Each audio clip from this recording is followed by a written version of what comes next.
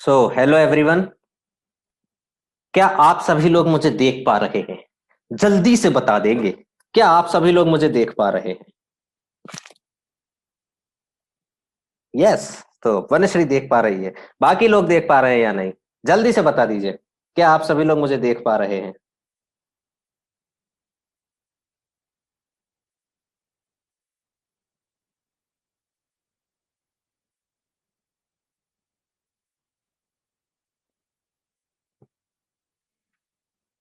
Good afternoon Rishikesh. Good afternoon Gokul, Prashant. सभी को good afternoon.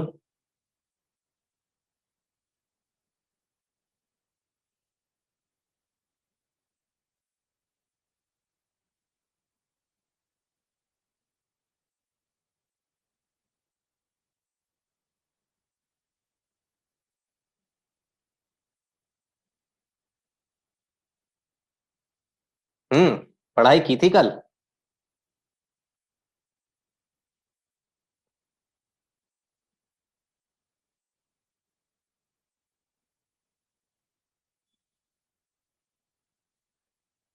चलिए स्टार्ट करते हैं।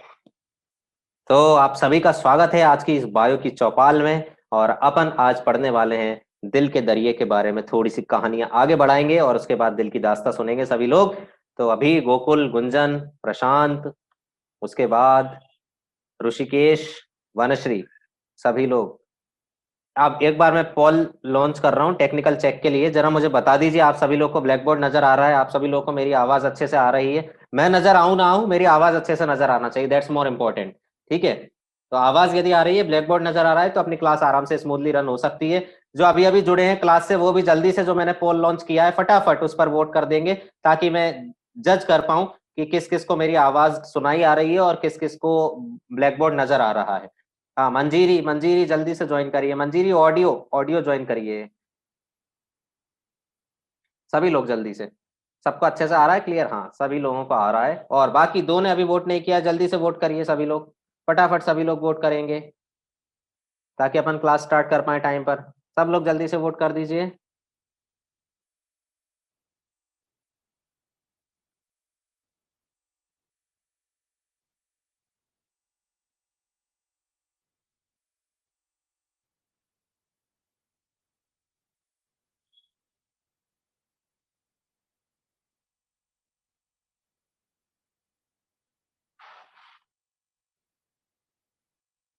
आवाज आ रही है? चलिए। So I am going to end this poll now and we are going to start the class. ठीक। चलिए स्टार्ट करते हैं। तो सर्कुलेशन के बारे में अपन पढ़ रहे थे। लास्ट क्लास में अपन ने ओपन टाइप सर्कुलेशन क्या होता है, क्लोज्ड टाइप सर्कुलेशन क्या क्या होता है, ये सब पढ़ा था। उसके बाद अपन ने कितने कितने चैम्बर्स होते हैं हार्ट में, वो सब कुछ अपन ने पढ़ लिया था। एम आई राइट? ये सब कुछ पढ़ लिया था अपन ने। पढ़ा था कि नहीं पढ़ा था? अरे बता दो जल्दी, ये क्वेश्चंस भी सॉल्व किए थे। अरे जल्दी बताओ ना। पढ़ा था कि नहीं पढ़ा था? हाँ, अपन ने ये भी पढ़ा था कि सर्कुलेटरी सिस्टम को विलियम हार्वे ने डिस्कवर किया था। और दो तरह का सर्कुलेटरी सिस्टम ह्यूमंस में पाया जाता है। एक होता है ब्लड सर्कुलेटरी सिस्टम और दूसरा होता है लिम्फेटिक सिस्टम। बताओ, ये पढ़ा था कि नहीं पढ़ा था? फिर ब्लड सर्कुलेटरी सिस्टम में ब्लड, ब्लड वेसल्स और हार्ट आते हैं। लिम्फेटिक सिस्टम में लिम्फ, लिम्फ वेसल्स और लिम्फ नोड्स को इंक्लूड करते हैं। जल्दी से बता दो, इतना पढ़ा था कि नहीं पढ़ा था? उसके बाद अपन ने देखा था ब्लड के बारे में। तो अपन ने ये भी पढ़ लिया था जो कि अपन अभी पढ़ रहे हैं, ब्लड की पढ़ाई, ब्लड की स्टडी को अपन हेमेटोलॉजी बोलते हैं। ऐसा पढ़ा था कि नहीं पढ़ा था? उसके बाद जो ब्लड बन रहा है, इसकी प्रोसेस फॉर्मेशन की जो होती है उसको हीमोपोइसिस बोलते हैं और ये बोन मैरो में होता है। उसके बाद अपन सब जानते हैं ब्लड का कलर जो होता है वो रेड होता है। और वो किस कारण से होता है? एक्चुअली एक हीमोग्लोबिन नाम का पिगमेंट होता है जो कि ऑक्सीजन को कैरी करता है। ये हीमोग्लोबिन आयरन पोरफायरिन का रिंग होता है। तो Fe2+ के कारण हीमोग्लोबिन का कलर रेड, और रेड कलर हीमोग्लोबिन का, और हीमोग्लोबिन के कारण आरबीसीज का कलर रेड हो जाता है। और आरबीसीज ढेर सारे पाए जाते हैं ब्लड में, जिसके कारण ब्लड का कलर भी क्या हो जाता है? रेड हो जाता है। बताओ, ऐसा पढ़ा था कि नहीं पढ़ा था? नहीं पढ़ा था तो अब पढ़ लिया है। आई बात समझ में? तो ब्लड का कलर रेड होता है, खून सबका लाल होता है। आइए पीएच देखते हैं। 7.4, स्लाइटली अल्कलाइन। और मैंने आपको बताया था आपकी बॉडी का जितना वेट है, 7 to 8% of your body weight is actually due to blood, and by volume it is about 4 to 6 litres in adult. 4 से 6 लीटर की क्वांटिटी में आपकी बॉडी के अंदर खून पाया जाता है। फिर अपन ने यह भी पढ़ा था कि ब्लड के 2 पार्ट कर सकते हो, एक ब्लड प्लाज्मा और दूसरा ब्लड कॉर्पसल्स। जो ब्लड प्लाज्मा है वो लिक्विड पार्ट होता है, कलरलेस पार्ट होता है, ऐसा बताया था कि नहीं बताया था मैंने आपको। उसके बाद ब्लड कॉर्पसल्स को अपन फॉर्म्ड एलिमेंट्स ऑफ ब्लड बोलते हैं, और ये जो ब्लड कॉर्पसल्स हैं ये 3 होते हैं, आरबीसीज, डब्ल्यूबीसीज और प्लेटलेट्स। और ब्लड प्लाज्मा और ब्लड कॉर्पसल्स को यदि आपको सेपरेट करना है तो उसके लिए जो मेथड यूज करते हैं दैट इज सेंट्रीफ्यूगेशन, ऐसा बता दिया गया था। बोलिए ऐसा बताया था कि नहीं? जल्दी से मुझे बता दीजिए चैट बॉक्स में, ऐसा बताया था कि नहीं? प्लीज प्लीज प्लीज जल्दी से बताए। यस यस, प्रशांत कह रहा है यस बताया था मास्टर, बताया था। वनश्री, बिल्कुल वनश्री ने बता दिया। अभी गोकुल, क्या हाल है भाई? गुंजन बताइए, समझ आ रहा है? ये सब बताया था। मंजीरी, हाँ मंजीरी आवाज आ रही है? प्रशांत, ऋषिकेश, श्रुतिका, विशाल, जल्दी से, ये सब कुछ बताया था ना? ठीक, तो प्लाज्मा, ब्लड कॉर्पसल्स, इन सब के बारे में मैंने आपको बताया था। आगे बढ़ते हैं अपन, और अब आगे बढ़कर देख लें भाई क्या है छुपा। ये रेड ब्लड कॉर्पसल्स भी मैंने आपको बता दिए होंगे। ये 3D स्ट्रक्चर आपको बढ़िया नजर आ रहा होगा, है ना? ये अंदर से दबे हुए हैं, बाई कॉनकेव शेप के ब्लड कॉर्पसल्स होते हैं, ऐसा बताया था मैंने आपको। स्फेरिकल होते हैं, ऐसा भी बताया था, है ना? और इनमें न्यूक्लियस एब्सेंट होता है। मैच्योर आरबीसीज में न्यूक्लियस नहीं होता है, जबकि इमेच्योर आरबीसीज, जब ओरिजिन होता है आरबीसीज का, तो उनमें न्यूक्लियस प्रेजेंट होता है। अच्छा, न्यूक्लियस प्रेजेंट वाले आरबीसीज किस में पाए जाते हैं? मैमल्स में वो कैमल और लामा के अंदर क्या पाए जाते हैं? न्यूक्लिएटेड आरबीसीज पाए जाते हैं। अच्छा, एक और बात मैं आपको बताना चाहूंगा। वेरी गुड वनश्री, सही बोल रही हो आप। एक और बात मैं बताना चाहूंगा, आरबीसीज के अंदर न्यूक्लियस एब्सेंट होता है। क्यों? एक प्रोसेस होती है that is known as enucleation. Enucleation मतलब क्या होता है? न्यूक्लियस का डीजनरेशन। तो डीजनरेशन हो जाता है न्यूक्लियस का जैसे जैसे आरबीसीज मैच्योर होते जाते हैं, और न्यूक्लियस खत्म हो जाने के कारण आरबीसीज का एरिया बढ़ जाता है। यदि न्यूक्लियस प्रेजेंट रहेगा, सपोज ये आरबीसी है, इसमें न्यूक्लियस प्रेजेंट है, तो एरिया कम है, देखो, है ना? और यहाँ पर एरिया बढ़ गया, न्यूक्लियस डीजनरेट हो गया है। जब न्यूक्लियस डीजनरेट हो जाता है तो आरबीसीज का एरिया बढ़ जाता है, और जब आरबीसीज का एरिया बढ़ जाता है तो उसमें हीमोग्लोबिन ज्यादा एकोमोडेट हो जाएगा, और ज्यादा हीमोग्लोबिन एकोमोडेट होगा तो ऑक्सीजन ज्यादा मिलेगी बॉडी के हर टिश्यू और सेल को। तो इस तरीके से ई न्यूक्लिएटेड आरबीसीज, यानी ऐसे आरबीसीज जिनमें न्यूक्लियस नहीं है, वो हमारी बॉडी के लिए फायदेमंद साबित होते हैं। ये रेड ब्लड सेल्स के बारे में मैंने आपको बताया होगा, इस तरीके के नजर आते हैं। ये सब कुछ अपन पढ़ चुके थे, कितनी क्वांटिटी होती है, कितना जीवन होता है आरबीसीज का, 120 से 127 डेज इनका एवरेज होता है। आइए अब थोड़ा सा और आगे पढ़ते हैं। ये भी मेरे ख्याल से मैंने आपको बता दिया था। आरबीसीज हीमोसाइटोब्लास्ट या रेटिकुलोसाइट्स से फॉर्म होते हैं। इरिथ्रोपोइसिस, इरिथ्रो मतलब रेड कलर्ड सेल्स, पोइसिस मतलब फॉर्मेशन, तो रेड कलर्ड ब्लड सेल्स जो हैं उनके प्रोसेस ऑफ फॉर्मेशन को इरिथ्रोपोइसिस बोला जाता है। एरिथ्रोपोइटिक ऑर्गन फीटस में liver, spleen, placenta, thymus gland ये सब प्रोड्यूस करते हैं फीटल स्टेज में। अडल्ट्स में रेड बोन मैरो से आरबीसीज का प्रोडक्शन होता है। विटामिन बी 12, फॉलिक एसिड और हीम प्रोटीन की रिक्वायरमेंट होती है आरबीसीज के प्रोडक्शन के लिए, और आरबीसीज का डिस्ट्रक्शन हो जाता है कहां पर? स्प्लीन में। इसलिए आरबीसीज को इसलिए स्प्लीन को ग्रेव यार्ड ऑफ आरबीसीज बोला जाता है। यदि आरबीसीज ज्यादा बन गए हैं तो उनका स्टोरेज भी स्प्लीन में ही होता है, तो इसीलिए स्प्लीन को ब्लड बैंक ऑफ बॉडी भी बोला जाता है। इतना अपन ने पढ़ लिया था। उसके बाद अब आज अपन पढ़ते हैं, यदि आरबीसीज की क्वांटिटी कम हो जाए, डिक्रीज हो जाए आरबीसी काउंट, तो उस कंडीशन को बोला जाता है एनीमिया। आप लोगों ने सुना होगा, जस्ट अ मिनट, वनश्री क्या पूछ रही है? फीमेल में क्यों होता है? एक्चुअली फीमेल में मेंस्ट्रुएशन होता है ना? Periodic cyclic changes in the uterus of female due to which bleeding occurs. Menstruation होता है, मेंस्ट्रुएशन के कारण फीमेल में हर 28 डेज में या हर 30 डेज में क्या होता है? मेंस्ट्रुएशन के कारण ब्लीडिंग होती है, जिसके कारण ब्लड लॉस होता है, जिसके कारण आरबीसी काउंट कम हो जाएगा, टोटल काउंट कम हो जाएगा। बोलिए कोई डाउट? वनश्री, बात समझ में आई? वंशी समझ आया? जल्दी से बता दो मेरे को। Yes, okay, so will start anaemia now. So RBC का काउंट यदि कम हो जाता है, यदि बॉडी में आरबीसी कम संख्या में है, तो उस कंडीशन को अपन क्या बोलते हैं? एनीमिया बोलते हैं। ठीक है, अब ये एनीमिया की 3 कंडीशन बनती हैं। देखो, आरबीसी की कमी बॉडी के अंदर एनीमिया कहलाया। अब इसकी 3 कंडीशंस बनती हैं। क्या क्या कंडीशन बनती हैं? पहली कंडीशन, मैक्रोसाइटिक नॉर्मोक्रोमिक एनीमिया। मैंने आपको बताया था, इस स्लाइड में देखें जरा, नोट लिखा हुआ है ये, विटामिन बी 12 है ना? विटामिन बी 12 इज नेसेसरी और required for the production of RBCs. यदि आपको शरीर में आरबीसी का प्रोडक्शन करवाना है तो कौन से विटामिन की जरूरत पड़ेगी? Vitamin B12। मैं विटामिन क्यों बोल रहा हूँ? विटामिन जो वर्ड आया है वो आया है वाइटल एमीन्स से।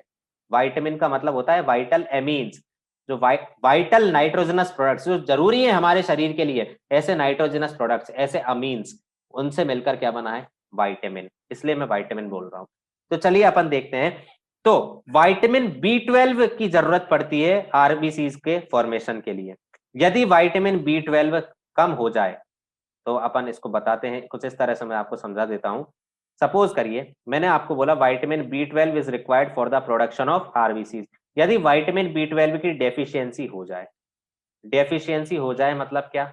विटामिन B12 की क्वांटिटी कम हो गई है ना? यदि विटामिन B12 की क्वांटिटी कम हो गई है तो नॉर्मल आरबीसी फॉर्मेशन नहीं होगा। जो आरबीसीज बनेंगे उनकी साइज रहेगी ज्यादा, इसलिए मैं यूज कर रहा हूं वर्ड मैक्रो। साइट्स मतलब सेल्स, तो क्या फॉर्म होंगे? मैक्रोसाइट्स। आरबीसीज की जो साइज रहेगी वो मोर देन नॉर्मल हो जाएगी, है ना? साइज ज्यादा साइज वाले आरबीसीज बनने लगेंगे। बस इतना सा याद रखना है। विटामिन B12 की जब कमी होगी तो क्या फॉर्म होंगे? मैक्रोसाइट्स फॉर्म होंगे। ठीक है, ये मैक्रोसाइट्स में हीमोग्लोबिन तो नॉर्मल रहेगा, इनकी साइज तो क्या है? ज्यादा है, लेकिन हीमोग्लोबिन क्या है? इनमें नॉर्मल क्वांटिटी में प्रेजेंट है। ठीक है, तो इस तरह से जब साइज ज्यादा है आरबीसीज की, जितनी होनी चाहिए उतनी नहीं, मोर देन नॉर्मल साइज के जब आरबीसीज प्रोड्यूस होंगे तो ये हमारी बॉडी के लिए कोई काम के नहीं है, नुकसानदायक है। तो इन मैक्रोसाइट्स का क्या होगा? डिस्ट्रक्शन हो जाता है बॉडी के अंदर। और डिस्ट्रक्शन कहां पर होगा? स्प्लीन में होता है। ग्रेव यार्ड ऑफ आरबीसीज अपन किसको बोलते हैं? स्प्लीन को बोलते हैं। तो इन आरबीसीज का क्या होने लगेगा? डिस्ट्रक्शन होने लगेगा। इतनी बात समझ में आ रही है? इन आरबीसीज का डिस्ट्रक्शन होगा। अब जब आरबीसीज का काउंट, जब आरबीसीज का डिस्ट्रक्शन स्प्लीन में होने लगेगा तो क्या होगा? आरबीसी काउंट इवेंचुअली कम हो जाएगा और कंडीशन कौन सी आ जाएगी? एनीमिया की डेवलप हो जाएगी। बताइए, ये बात समझ में आई? एक बार फिर से देख लेते हैं। अपन ने क्या किया? विटामिन B12 की डेफिशिएंसी है, इसकी डेफिशिएंसी है विटामिन B12। विटामिन B12 कम मिला। जब विटामिन B12 कम मिलेगा तो क्या बनेंगे? आरबीसी तो बनेंगे लेकिन बड़े बड़े बन जाएंगे, एबनॉर्मल आरबीसीज बन जाएंगे। इनमें हीमोग्लोबिन की क्वांटिटी तो क्या रहती है? नॉर्मल रहती है आरबीसीज में, लेकिन ये मैक्रोसाइट्स का क्या होने लगता है? डिस्ट्रक्शन होने लगता है। अब बताइए ये डिस्ट्रक्शन कहां होगा? डिस्ट्रक्शन कहां पर होता है? Destruction in spleen. जब आरबीसीज का डिस्ट्रक्शन होने लगा तो आरबीसी काउंट कम हो जाएगा। जब आरबीसी काउंट कम हो जाएगा तो उस कंडीशन को अपन क्या बोलते हैं? एनीमिया। बताइए, विटामिन B12 की डेफिशिएंसी के कारण होने वाले एनीमिया के बारे में आपको कोई डाउट है तो पूछ सकते हैं। इस एनीमिक कंडीशन को अपन बोलते हैं macrocytic normochromic anaemia. Macrocytic normochromic anaemia का मतलब क्या है? मैक्रोसाइटिक का मतलब आप समझ गए होंगे, यहां पर क्या सेल बन रहे हैं? मैक्रोसाइट्स का फॉर्मेशन हो रहा है, यानी लार्ज साइज्ड आरबीसीज का फॉर्मेशन हो रहा है। नॉर्मोक्रोमिक का मतलब क्या है? नॉर्मोक्रोमिक, यहाँ पर नॉर्मल है। नॉर्मो का मतलब क्या है? सब कुछ नॉर्मल है। क्या नॉर्मल है? क्रोमिक। क्रोमिक मतलब, क्रोमिक वर्ड आया है क्रोम से। क्रोम का मतलब होता है कलर। कलर प्रोवाइड करवाने वाला पिगमेंट क्या होता है? हीमोग्लोबिन। तो यहाँ पर क्या नॉर्मल है? हीमोग्लोबिन नॉर्मल है, लेकिन सेल्स जो बन रहे हैं वो मैक्रोसाइट्स बन रहे हैं। तो ये एनीमिया कौन सा हुआ? Macrocytic normochromic anaemia. बताइए, किसी को कोई डाउट? मैक्रोसाइटिक नॉर्मोक्रोमिक एनीमिया का मतलब समझ आया? जो आरबीसीज बन रहे हैं वो बड़ी साइज के हैं, उनको अपन मैक्रोसाइट्स बोल रहे हैं। नॉर्मोक्रोमिक, नॉर्मल है क्या? क्रोमिक, क्रोम मतलब कलर प्रोवाइड करवाने वाला पिगमेंट। तो हीमोग्लोबिन नॉर्मल होता है, आरबीसीज बड़े बड़े हो जाते हैं, उन आरबीसीज का डिस्ट्रक्शन स्प्लीन में हो जाता है। ये सब कुछ विटामिन B12 की डेफिशिएंसी के कारण हमारी बॉडी में होता है। तो इस एनीमिया को अपन ने बोल दिया मैक्रोसाइटिक नॉर्मोक्रोमिक एनीमिया। बताइए, किसी को कोई डाउट मैक्रोसाइटिक नॉर्मोक्रोमिक एनीमिया में? यदि इसमें कोई डाउट है तो बता दीजिए, और ये सब लोग नोट कर लेंगे जो ब्लैक बोर्ड पे आपको नजर आ रहा है। जल्दी से नोट करेंगे, बेईमानी नहीं करेंगे मेरे साथ, पाप पड़ेगा जो बेईमानी ईमानदारी से नोट नहीं करेगा। जल्दी से नोट करो सभी लोग। विटामिन B12 की deficiency, macrocytes, destruction spleen, RBC की क्वांटिटी कम हुई और एनीमिया हो जाएगा। जल्दी से सब लोग नोट करेंगे, बिल्कुल बेईमानी नहीं करेंगे। नोट्स में ये नहीं मिलेगा, नोट्स में डायरेक्ट सब कुछ रेडी स्लाइड मिलेगी, ये सब कुछ लिखा नहीं मिलेगा, एक्स्ट्रा लिख रहा हूं मैं। जल्दी से सब लोग नोट कर लेंगे, स्क्रीनशॉट ले लो, ज्यादा आलस आ रहा है तो। लेकिन नोट करिए, आपके पास लिखा होना चाहिए, आपको समझ आना चाहिए कैसे मैक्रोसाइटिक नॉर्मोक्रोमिक एनीमिया हो रहा है। आई बात समझ में? किसी को कोई डाउट? जल्दी से यदि किसी को कोई डाउट है तो पूछ सकते हैं, और यदि सबको समझ आ रहा है तो जल्दी से यस पर टिक कर देंगे, फटाफट सब लोग यस पर टिक कर देंगे जिसको समझ आ रहा है। जिसको समझ नहीं आ रहा फिर से पूछ सकते हो, मैं समझा दूंगा फिर से, लेकिन बेईमानी नहीं करोगे अपने आप से। अरे वाह, सबको समझ आ चुका है, very nice, that's so great. आई बात समझ में? तो ये मैक्रोसाइटिक नॉर्मोक्रोमिक एनीमिया। चलिए अब दूसरा तरह का एनीमिया देख लेते हैं। दूसरा एनीमिया क्या लिखा हुआ है? Microcytic hypochromic anaemia. अपलोड हो जाएंगे, आज मिल जाएंगे, डोंट वरी, आज मिल जाएंगे आपको ऋषिकेश, आज आपको नोट्स मिल जाएंगे, डोंट वरी, पक्की बात है, बिल्कुल वादा रहा मेरा आपसे, ठीक। चलिए, माइक्रोसाइटिक हाइपोक्रोमिक एनीमिया, इसका मतलब क्या है? मैक्रोसाइट्स किसकी कमी से बन रहे थे? विटामिन बी 12 की डेफिशिएंसी से मैक्रोसाइट बन रहे थे। अब माइक्रोसाइट किसकी कमी से बन रहे हैं? आयरन डेफिशिएंसी से। किसकी डेफिशिएंसी से? आयरन डेफिशिएंसी से। जब खून में आयरन, लोहे की कमी हो जाएगी तो जो आरबीसीज हैं वो छोटे छोटे बनने लगेंगे। कैसे बनेंगे? स्मॉल साइज्ड आरबीसीज का फॉर्मेशन होने लगेगा। कैसे RBCs? Small sized RBCs. In small sized RBCs को अपन क्या बोलते हैं? इन स्मॉल साइज्ड आरबीसीज को अपन बोलेंगे माइक्रोसाइट्स। क्या बोलेंगे? माइक्रोसाइट्स। आइए देखते हैं क्या हो रहा है, पूरी कहानी क्या है। मैंने आपको बोला आयरन की डेफिशिएंसी हो गई है। किसकी डेफिशिएंसी हो गई है? Iron deficiency. जब आयरन की डेफिशिएंसी होगी तो आरबीसीज जो हैं वो स्मॉल साइज्ड बनेंगे। कैसे बनेंगे? छोटे छोटे नन्हे मुन्ने स्मॉल साइज्ड आरबीसीज का फॉर्मेशन होगा। इन्हीं आरबीसीज को अपन क्या बोल रहे हैं? माइक्रोसाइट्स बोल रहे हैं। ये माइक्रोसाइट्स जब आरबीसीज छोटे हैं तो बताओ हीमोग्लोबिन क्या रहेगा? हीमोग्लोबिन भी कम आएगा उनके अंदर, क्योंकि आरबीसीज की खुद की साइज ही छोटी है। तो जब साइज छोटी है तो हीमोग्लोबिन भी कम आएगा, यानी किसकी कमी आ जाएगी?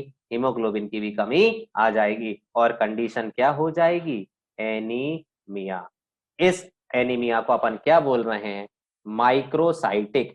क्या? माइक्रोसाइटिक मतलब क्या? माइक्रोसाइट्स जिसमें बन रहे हैं, यानी छोटे छोटे आरबीसीज जिसमें बन रहे हैं।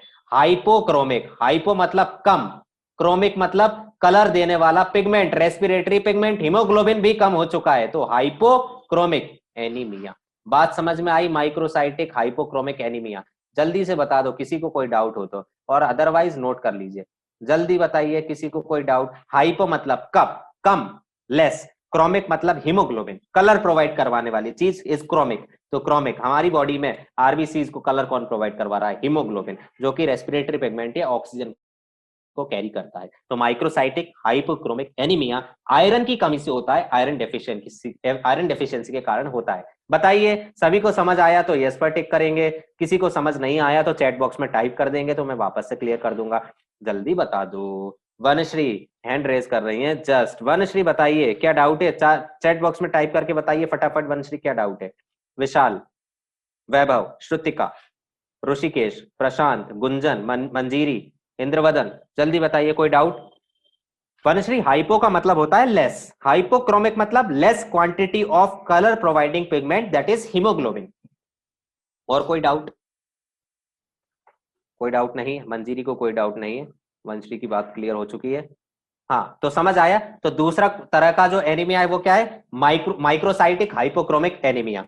अब थर्ड कंडीशन क्या है? तो डॉक्टर बनने के बाद ऐसा नहीं है कि आप कुछ भी डायरेक्ट विटामिन बी 12 दे दो, क्या पता वो मैक्रोसाइटिक ना हो, माइक्रोसाइटिक हो, उसको आयरन की जरूरत है, आप विटामिन बी 12 दिए जा रहे हो, ऐसा नहीं करेंगे, ठीक है।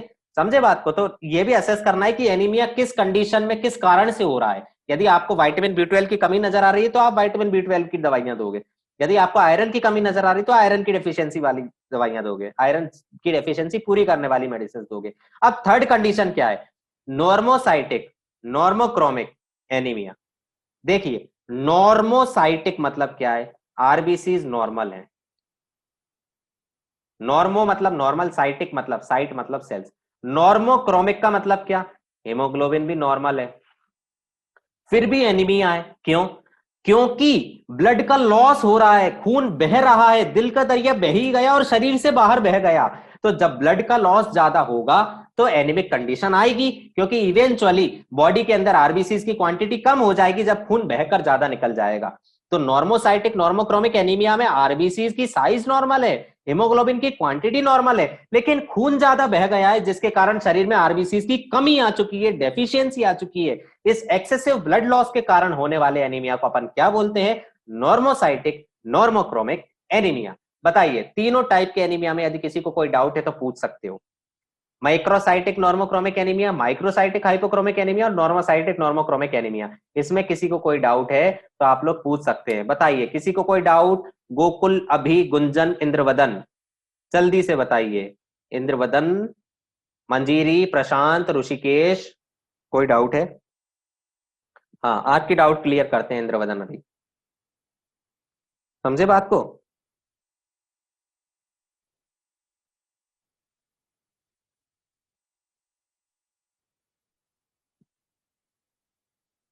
तो प्रशांत भाई बताइए क्या हालचाल?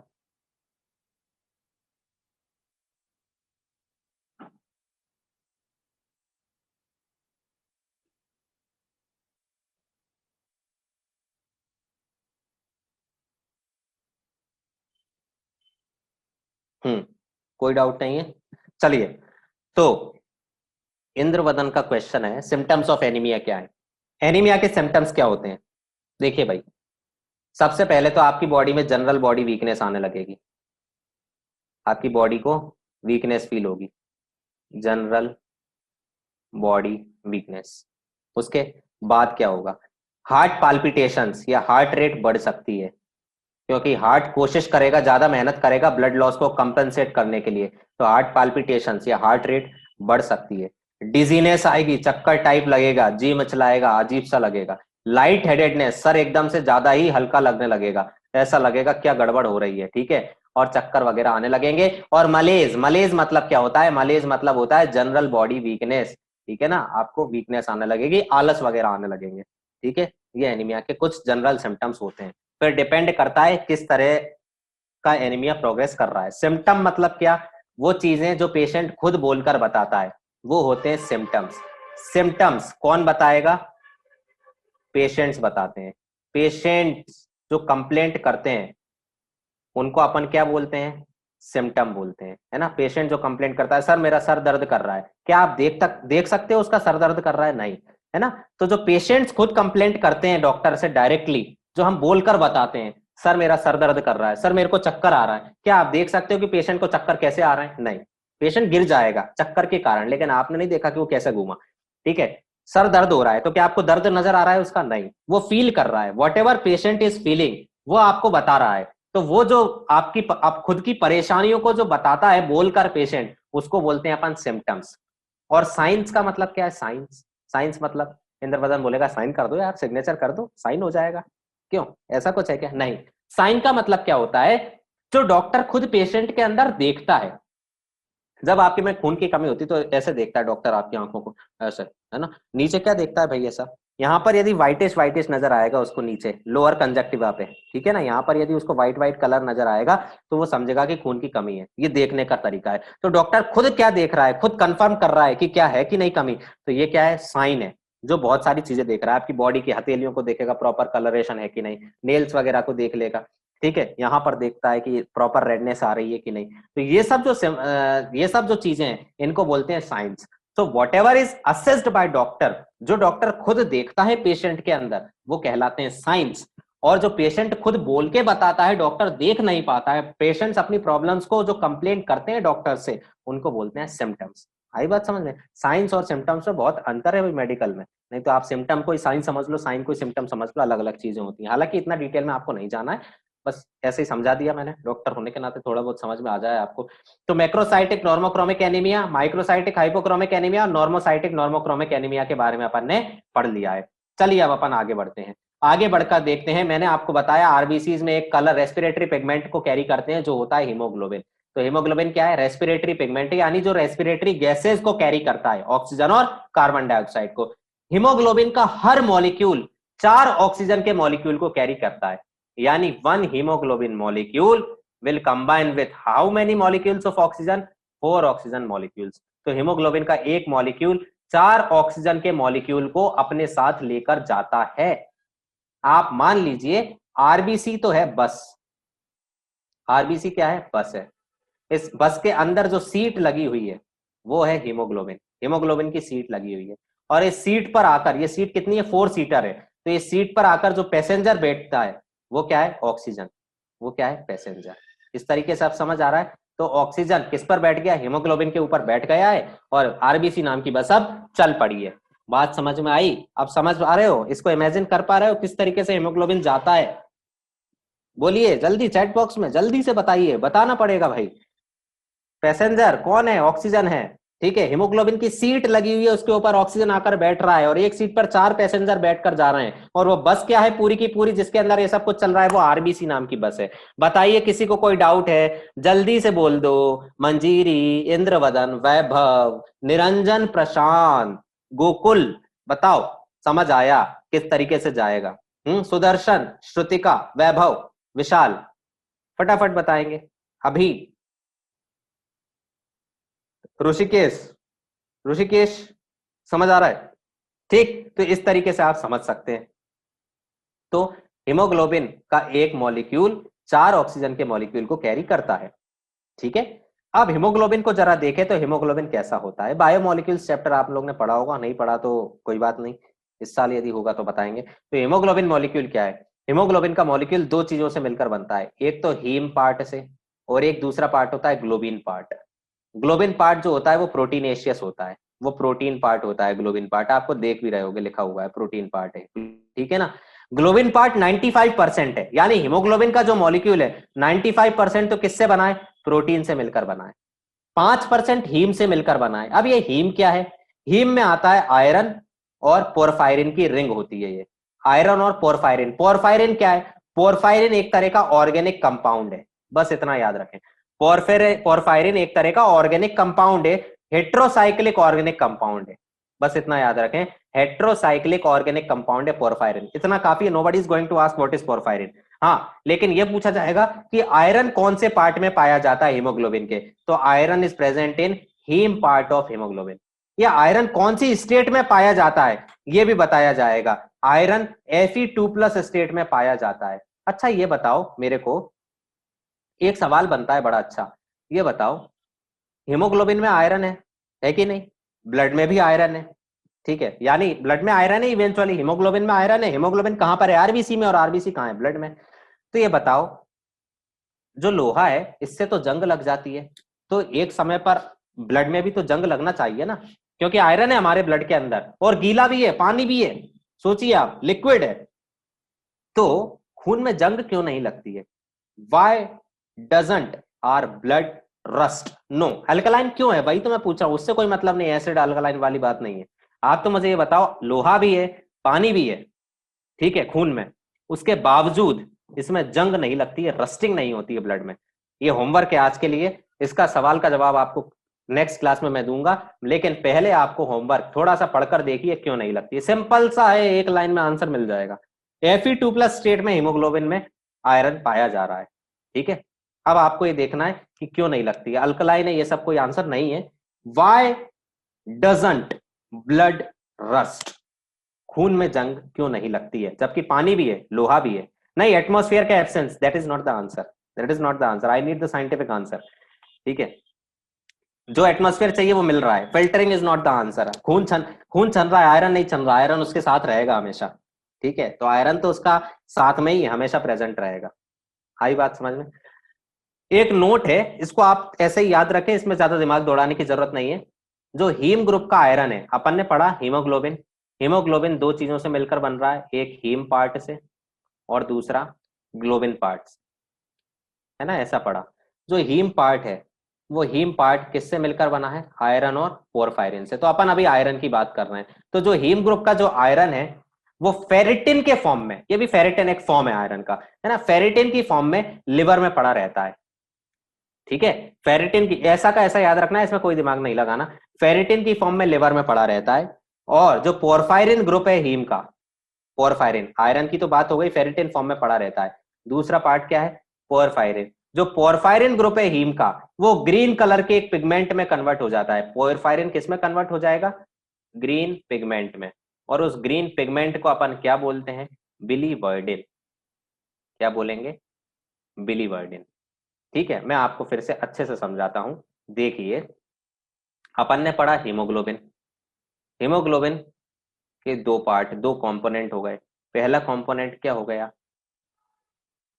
पहला कंपोनेंट क्या हो गया? जल्दी बताओ, जल्दी बताओ, चैट बॉक्स में टाइप करके मुझे बताओ, हीमोग्लोबिन का पहला कंपोनेंट क्या था? चैट बॉक्स में टाइप करके बताओ, मैं तभी लिखूंगा। Very good, haem part. HAEM भी लिख सकते हो, HEME भी लिख सकते हो, हीम पार्ट है, वेरी नाइस। ठीक है, हीम पार्ट है। अब ये हीम पार्ट किस किस से मिलकर बना है बताइए, किससे मिलकर बना है? एक तो आयरन से मिलकर बना है और एक पोरफायरिन से मिलकर बना है, ऐसा ही बताया है, ठीक है ना? एक आयरन से मिलकर बना है और एक पोरफायरिन से मिलकर बना है। अब और क्या पढ़ना है अपन को? और दूसरी बात क्या है, जो ये आयरन वाला पार्ट है, जो ये आयरन वाला पार्ट है, वो आयरन वाला पार्ट Fe2+ स्टेट में रहता है और ये लिवर में स्टोर्ड किस फॉर्म में रहता है? फेरेटिन फॉर्म में। फेरेटिन फॉर्म में कहां रहता है? लिवर में रहता है। अब दूसरा पार्ट जो है वो ग्लोबिन है, वो प्रोटीन वाला पार्ट ही अपन जानते हैं, लेकिन अभी अपन बात कर रहे हैं पोरफायरिन की। जो ये पोरफायरिन वाला पार्ट है, ये ग्रीन कलर के पिगमेंट में कन्वर्ट हो जाता है और उस पिगमेंट को अपन बोलते हैं बिलीवर्डिन। ये भी लिवर में ही चल रहा है, ग्रीन कलर का पिगमेंट बिलीवर्डिन। और ये बिलीवर्डिन फिर रेडिश टाइप के कलर के पिगमेंट में कन्वर्ट हो जाता है, जिसको अपन बोलते हैं बिलीरुबिन। मैं उसी कलर से लिख देता हूं, बिलीरुबिन। ठीक है। अब कई बार क्या होता है, बॉडी के अंदर बिलीरुबिन बिलीवर्डिन की क्वांटिटी बढ़ जाती है। जब ये बढ़ जाती है तो ये फीसेस के थ्रू बॉडी से बाहर निकल जाता है। बस यही पॉइंट आपको बताया गया है, कभी कभी पूछ लेते हैं। तो क्या है, हीम पार्ट जो है, जो आयरन का हीम ग्रुप है, जो आयरन वाला पार्ट है हीम ग्रुप का, वो कहाँ प्रेजेंट होता है? लिवर में फेरिटिन नाम से प्रेजेंट होता है। पोरफायरिन ग्रुप जो होता है हीम का, वो ग्रीन कलर के पिगमेंट बिलीवर्डिन में कन्वर्ट हो जाता है और फिर वो बिलीवर्डिन रेड ऑरेंज कलर के बिलीरुबिन में कन्वर्ट हो जाता है। ये पिगमेंट मेनली बिलीरुबिन बाइल में ऐड हो जाता है। किस में ऐड हो जाता है बिलीरुबिन? बाइल में, जो कि हमारे लिवर से रिलीज होता है और फैट को डाइजेस्ट करता है। बाइल में ऐड हो जाता है और फाइनली बॉडी से बाहर निकल जाता है। आगे अपन पढ़ते हैं नेक्स्ट पॉइंट। नेक्स्ट देखते हैं white blood corpuscles. White blood corpuscles दूसरे प्रकार के ब्लड सेल्स हैं जिनको अपन ल्यूकोसाइट्स भी बोलते हैं। आरबीसीज को अपन ने बोला था इरिथ्रोसाइट। इरिथ्रो का मतलब रेड, साइट मतलब कलर, साइट मतलब सेल, सॉरी, साइट मतलब सेल और इरिथ्रो मतलब रेड कलर। यहां पर है ल्यूको। ल्यूको का मतलब होता है कलरलेस, जिसका कोई कलर नहीं है, बेरंग, जिसका कोई रंग ही नहीं है। साइट का मतलब होता है सेल्स। तो हमारी बॉडी के अंदर जो कलरलेस सेल्स हैं उनको अपन क्या बोलेंगे? ल्यूकोसाइट्स बोल देंगे। आ रही है बात समझ में? और ये कोई डाउट हो तो बता दो जल्दी। तो जो व्हाइट ब्लड सेल्स हैं वो ल्यूकोसाइट्स कहलाते हैं। ये कलरलेस हैं, इनमें न्यूक्लियस होता है, आरबीसीज में न्यूक्लियस नहीं था, इनमें न्यूक्लियस होता है। ये अमीबॉइड सेल्स हैं, आरबीसीज से बड़े होते हैं, इनकी साइज आरबीसीज से ज्यादा होती है। अब क्या होता है, डब्ल्यूबीसीज घूम रहे हैं, ठीक है। Suppose suppose this is a capillary wall, ये कैपिलरी की वॉल है, ठीक है। और यहाँ पर डब्ल्यूबीसीज घूम रहे हैं, डब्ल्यूबीसीज मूव कर रहे हैं। मैं तो रास्ते से जा रहा था, ठीक है। कौन? डब्ल्यूबीसी रास्ते से जा रहा था, ठीक है। अब ये कैपिलरी की वॉल जो है, ये क्या है? Capillary wall. तो गाना गाते जा रहे थे और डब्ल्यूबीसी को यहां पर जगह नजर आई। डब्ल्यूबीसी ने कहा ये कैपिलरी वॉल और अंदर घूम रहे हैं डब्ल्यूबीसीज। मैं तो रास्ते से जा रहा था और कैपिलरी वॉल को देख रहा था, और जैसे ही कैपिलरी वॉल को देखा तो मुझे लगा कि रास्ता है यहाँ पर। तो ये कैपिलरी की वॉल से डब्ल्यूबीसीज बाहर आते हैं। डब्ल्यूबीसीज कैपिलरी की वॉल से क्या कर रहे हैं? बाहर आ रहे हैं। ये प्रोसेस जिसमें डब्ल्यूबीसीज कैपिलरी की वॉल से बाहर निकल के आ रहे हैं, फिल्टर होकर बाहर आ रहे हैं, इस प्रोसेस को बोला जाता है डायापेडेसिस। क्या बोलते हैं? डायापेडेसिस। देख लीजिए स्लाइड में लिखा हुआ है, द मूवमेंट ऑफ डब्ल्यूबीसीज थ्रू कैपिलरी वॉल्स। डब्ल्यूबीसीज का मूवमेंट कैपिलरी वॉल्स से due to their amoeboid movement, amoeba की तरह मूव करते हैं, आड़े टेढ़े होकर निकलते हैं। कहां से? कैपिलरी की वॉल से बाहर निकल के आ रहे हैं डब्ल्यूबीसीज। इस प्रोसेस को अपन कुछ और नहीं बच्चों, डायापेडेसिस बोलते हैं। पूरी बॉडी के अंदर यदि डब्ल्यूबीसीज की बात करें तो टोटल ल्यूकोसाइट काउंट कहलाता है। पर क्यूबिक एमएम ऑफ ब्लड में जितने डब्ल्यूबीसीज पाए जा रहे हैं, पर क्यूबिक एमएम ऑफ ब्लड, पर क्यूबिक एमएम ऑफ ब्लड में जितने डब्ल्यूबीसीज पाए जाएंगे उसको बोलेंगे टोटल ल्यूकोसाइट काउंट, टीएलसी। कितने होते हैं? 6000 से 8000 डब्ल्यूबीसीज पर क्यूबिक एमएम ऑफ ब्लड में पाए जाते हैं। प्लस माइनस 2000 3000 हो सकता है। मतलब क्या है, 6000 से 8000 है, इसमें 2000 3000 ऊपर नीचे हो सकते हैं। मेरा गला नहीं पकड़ोगे आकर, नहीं तो कह दो ए मास्टर तूने तो बोला था 6000 से 8000 डब्ल्यूबीसीज पर क्यूबिक एमएम ऑफ ब्लड में होते हैं, ये 2-3 हजार और एक्स्ट्रा कहां से आ गए, या 2-3 हजार कम कैसे हो गए? तो भाई थोड़ा बहुत रेंज वेरी कर सकती है, मेरा गला नहीं पकड़ना आता। ठीक है, मैंने आपको एक अप्रोक्सीमेट रेंज बताई है। तो 6000 to 8000 पर क्यूबिक एमएम ऑफ ब्लड में डब्ल्यूबीसीज पाए जाते हैं, इसको टोटल ल्यूकोसाइट काउंट कहा जाता है। कितनी बात समझ में आई? अगला पॉइंट जो है वो है ल्यूकोसाइटोसिस। अब सपोज करिए टोटल ल्यूकोसाइट काउंट क्या है, 6000 से 8000। आपकी बॉडी के अंदर टीएलसी बढ़ गया है। क्या बढ़ गया है? टीएलसी बढ़ गया है। तो टीएलसी का बढ़ना क्या कहलाता है? Total leucocyte count. सपोज करिए आपकी बॉडी के अंदर नॉर्मल काउंट क्या है डब्ल्यूबीसीज की? 8000 पर क्यूबिक एमएम ऑफ ब्लड। ये आपके डब्ल्यूबीसीज की क्या हुई? टोटल ल्यूकोसाइट काउंट हुई। ठीक है, अब क्या हो रहा है, सपोज करिए आपके बॉडी के अंदर डब्ल्यूबीसीज की क्वांटिटी हो गई 14000 पर क्यूबिक एमएम ऑफ ब्लड, 14000 पर एमएम क्यूब ऑफ ब्लड, यानी टीएलसी टोटल ल्यूकोसाइट काउंट, डब्ल्यूबीसीज की संख्या इतनी पहुंच गई। आपकी बॉडी के अंदर डब्ल्यूबीसीज की क्वांटिटी यदि बढ़ गई है, आपकी बॉडी के अंदर यदि डब्ल्यूबीसी की क्वांटिटी बढ़ गई है, तो आपको हो सकता है कोई इन्फेक्शन हो। और जब आपकी डब्ल्यूबीसी की क्वांटिटी आपके शरीर में बढ़ जाती है तो उस कंडीशन को बोलते हैं ल्यूकोसाइटोसिस। क्या बोलेंगे? ल्यूकोसाइटोसिस। 14000 पर क्यूबिक एमएम ऑफ ब्लड से भी ज्यादा क्वांटिटी हो गई। नॉर्मल 8000 10,000 तक रहेगी, इससे ज्यादा यदि डब्ल्यूबीसी आपकी बॉडी के अंदर है तो उस कंडीशन को बोलते हैं ल्यूकोसाइटोसिस। ल्यूकोसाइटोसिस का मतलब क्या हुआ? Increase in TLC, total leucocyte count में बढ़ोतरी, डब्ल्यूबीसीज की क्वांटिटी को बढ़ना जो कहलाएगा उसको बोलेंगे अपन ल्यूकोसाइटोसिस। अब ये जो डब्ल्यूबीसीज हैं हमारी बॉडी में प्रोटेक्शन प्रोवाइड करवाते हैं, हमारी बॉडी के डिफेंस मैकेनिज्म को रेगुलेट करते हैं, हमारी बॉडी की रक्षा करते हैं फॉरेन पैथोजन से, डिसीज कॉजिंग ऑर्गेनिज्म से।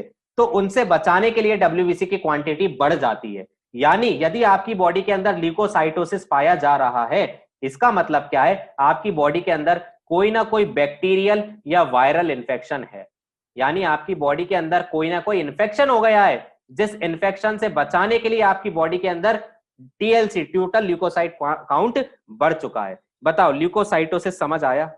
किसी को कोई डाउट ल्यूकोसाइटोसिस में? If there is any doubt you may directly write in the chat box so that I can rectify और क्लियर योर डाउट्स। जल्दी से बताएं किसी को कोई डाउट है, जल्दी से चैट बॉक्स में यस नो तो लिख दिया करो, यस या नो तो लिख दो भाई चैट बॉक्स में। यदि समझ आ रहा है तो यस लिख दो, समझ नहीं आ रहा है तो नो लिख दो और डाउट लिख दो। जल्दी बताओ किसी को कोई डाउट है क्या? ल्यूकोसाइटोसिस का मतलब समझ आया? टोटल ल्यूकोसाइट काउंट यानी डब्ल्यूबीसीज की संख्या का बढ़ना। ये कब होगा? जनरली बैक्टीरियल और वायरल इन्फेक्शन में आपको ल्यूकोसाइटोसिस देखने को मिल सकता है। तो अब यदि कोई पेशेंट आपके पास आता है या पैथोलॉजी की कोई रिपोर्ट आप देखते हैं, तो उसमें यदि आप देखते हैं कि 13-14 हजार डब्ल्यूबीसी की क्वांटिटी हो चुकी है, तो आप उससे बोल सकते हैं अरे आपको तो ल्यूकोसाइटोसिस हुआ है, ल्यूकोसाइटोसिस हो रहा है आपकी रिपोर्ट में तो नजर आ रहा है। तो समझने लगेगा, पेशेंट कहेगा यार ये क्या हुआ, अभी तो नीट की तैयारी कर रहे हैं, इनको कैसे पता ल्यूकोसाइटोसिस क्या होता है? तो ल्यूकोसाइटोसिस वो खुद नहीं पहचानेगा, ल्यूकोसाइटोसिस मतलब क्या होता है, तो वो अभी से समझ लेगा यार बड़ी बात है, नॉलेज हो रही है। तो ल्यूकोसाइटोसिस का मतलब क्या है? टीएलसी टोटल ल्यूकोसाइट काउंट बढ़ गया। किसी की रिपोर्ट देखते हो आपको 13-14 हजार डब्ल्यूबीसी पाए जाते हैं, तो आप उसका अंदाज लगा सकते हो इस बात का, उससे बोल सकते हो आपकी बॉडी के अंदर कोई ना कोई बैक्टीरियल या वायरल इन्फेक्शन है, कुछ ना कुछ बीमारी है। अब वो क्या है वो और परमानेंट डायग्नोसिस की तरफ जाओगे, प्रॉपर डायग्नोस्टिक मेथड्स का यूज करोगे तो पता पड़ेगा। ये एक असेसमेंट का तरीका है। अच्छा, ये तो ल्यूकोसाइटोसिस हुआ। अब क्या हो रहा है? वैसे तो जब जब आपकी बॉडी में डिसीज होगी तो डब्ल्यूबीसीज बढ़ेंगे ताकि आपकी बॉडी उनसे, इस इन्फेक्शन से लड़ाई कर सके। लेकिन कभी कभी क्या होता है, कभी कभी क्या हो जाता है, आपकी बॉडी के अंदर ल्यूकोसाइटोसिस ना होकर बीमारी के दौरान टीएलसी कम हो जाती है, टीएलसी कम हो गई यानी टोटल ल्यूकोसाइट कम हो गया, टोटल ल्यूकोसाइट काउंट यानी डब्ल्यूबीसीज की संख्या कम हो गई। और डब्ल्यूबीसीज की संख्या कम हो गई कौन सी बीमारी में ऐसा होता है जब डब्ल्यूबीसी की क्वांटिटी कम हो जाती है? वो बीमारी है HIV AIDS, acquired immunodeficiency syndrome. दूसरी बीमारी है ट्यूबरकुलोसिस, टीबी, ठीक है। और थर्ड डिसीज जो आपको याद रखना है वो है टाइफॉइड। इन डिसीजेज में स्टार्टिंग में तो क्या होगा, टीएलसी बढ़ेगा, लेकिन जैसे जैसे डिसीज प्रोग्रेस करेगी टोटल ल्यूकोसाइट काउंट यानी डब्ल्यूबीसी की क्वांटिटी कम हो जाती है। एड्स में पहले तो डब्ल्यूबीसी की क्वांटिटी बढ़ेगी, वो सेल्स कोशिश करते हैं कि हम इस वायरस को मार डालें, लेकिन वो धीरे धीरे खुद ही हार मान लेते हैं और वो हार जाते हैं और हमारी बॉडी के अंदर डब्ल्यूबीसी की क्वांटिटी धीरे धीरे कम होती चली जाती है। ऐसी बीमारियां जिसमें डब्ल्यूबीसी की क्वांटिटी कम होती है वो है एड्स, ट्यूबरक्लोसिस और टाइफॉइड। बताइए, किसी को कोई डाउट? जनरली बैक्टीरियल और वायरल इन्फेक्शन में इनिशियली टीएलसी बढ़ता ही है, इनमें भी इनिशियली तो बढ़ेगा लेकिन बाद में कम हो जाता है। समझ आई बात? किसी को कोई डाउट? आगे बढ़ते हैं। तो अपन ने ये सब देखा और इस कंडीशन को, हाँ इस कंडीशन को जिसमें टोटल ल्यूकोसाइट काउंट कम हो रहा है, जिसमें डब्ल्यूबीसी की क्वांटिटी कम हो रही है, इस कंडीशन को बोला जाता है ल्यूकोसाइटोपीनिया। क्या बोलते हैं? ल्यूकोसाइटोपीनिया। बताइए, कोई डाउट? पीनिया मतलब कम, ल्यूकोसाइट मतलब ब्लड, व्हाइट ब्लड सेल्स। तो व्हाइट ब्लड सेल्स की क्वांटिटी जब कम हो जाती है तो उस कंडीशन को अपन ल्यूकोसाइटोपीनिया के नाम से जानते हैं। अगली बात, ल्यूकेमिया क्या होता है?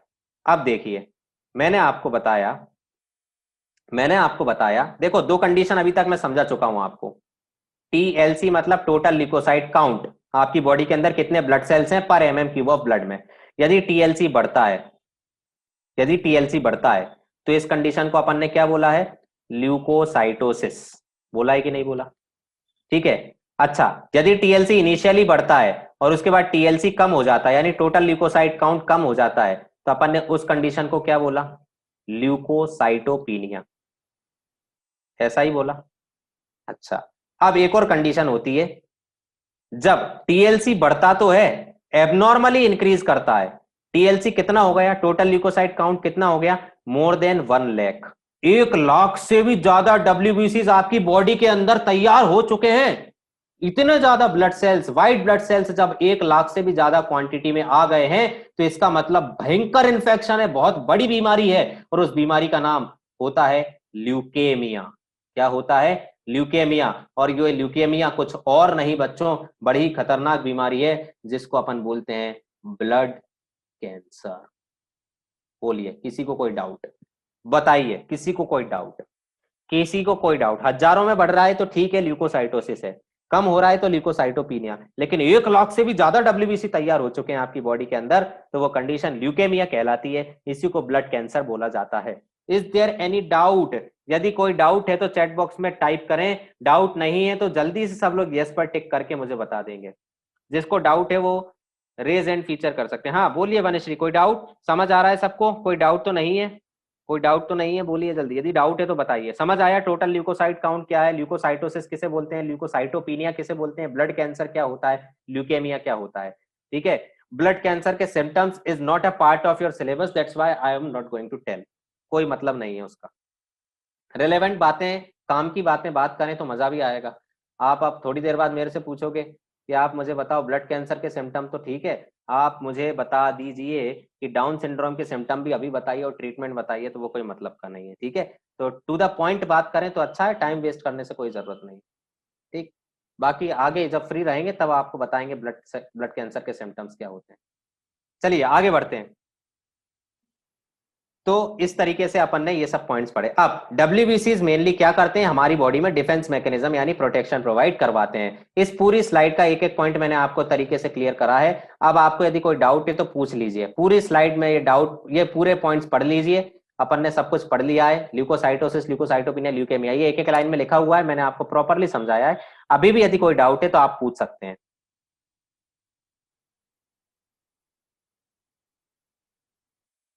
हम्म, पढ़ लीजिए एक बार सब लोग। 1 मिनट का समय दे रहा हूं मैं, 1 मिनट में आप पढ़िए, उसके बाद मुझसे पूछ सकते हैं। यदि इस स्लाइड में जो आपके सामने अभी बोर्ड पर जो आपको नजर आ रहा है उसमें यदि कोई डाउट आती है तो आप टाइप कर दीजिए चैट बॉक्स में, और नहीं आ रही है तो कोई बात नहीं है। 1 मिनट का समय, जल्दी से।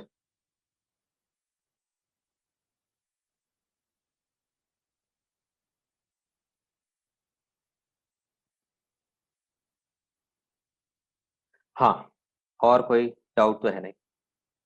ठीक, चलिए। तो अब ब्लड कैंसर की बात हुई, तो चलिए, आपको ब्लड कैंसर अब मना करने में मजा नहीं है। ब्लड कैंसर के सिम्टम्स क्या होते हैं, ऐसा पूछा गया है, जस्ट फॉर नॉलेज, कोई नहीं पूछने वाला आपसे, नॉलेज के लिए बता रहा हूं मैं। ब्लड कैंसर के symptoms: loss of appetite. Appetite मतलब भूख, भूख नहीं लगेगी। Easy bruising, easy bruising. अब देखो, ये मेडिकल टर्मिनोलॉजी है, you won't be able to understand. Bruise मतलब क्या होता है, कहीं भी चोट लग जाना, घाव लग जाना, तो जल्दी से चोट पहुंच जाती है शरीर में, ब्रूजिंग हो जाती है। ब्रूजिंग आसानी से होती है, मतलब क्या होता है, ब्लड कैंसर हो सकता है। ठीक है। ब्लड लॉस जल्दी होता है, ब्लीडिंग जल्दी होने लगती है। ठीक है। डिजीनेस आती है, बॉडी में घबराहट होने लगती है, चक्कर वगैरह आते हैं, जनरल बॉडी वीकनेस होने लगती है। तो ये सब चीजें आपको ब्लड कैंसर में देखने को मिलेंगी। ठीक है। और भी फिर कॉम्प्लिकेशंस डेवलप होते जाते हैं, वो सब मेडिकल टर्मिनोलॉजी आएगी, that is not a part of your syllabus and that is merely time wastage at this time. तो I am not going to discuss all those things. तो लेट्स स्टार्ट, आगे बढ़ते हैं अपन। आगे बढ़कर अपन देखें जरा क्या है। आगे बढ़कर अपन देख रहे हैं कि टाइप्स ऑफ डब्ल्यूबीसीज, डब्ल्यूबीसी के अलग अलग प्रकार। आप देखें, डब्ल्यूबीसी ये है बेसोफिल, है ना। दूसरा डब्ल्यूबीसी टाइप क्या है, इयोसिनोफिल, इसी को अपन बोल सकते हैं एसिडोफिल। थर्ड टाइप क्या है, न्यूट्रोफिल। फोर्थ है मोनोसाइट और लास्ट है लिम्फोसाइट। सबको ध्यान से देखें आप। बेसोफिल देखिए, इयोसिनोफिल देखिए, न्यूट्रोफिल देखिए, मोनोसाइट देखिए और लिम्फोसाइट देखिए।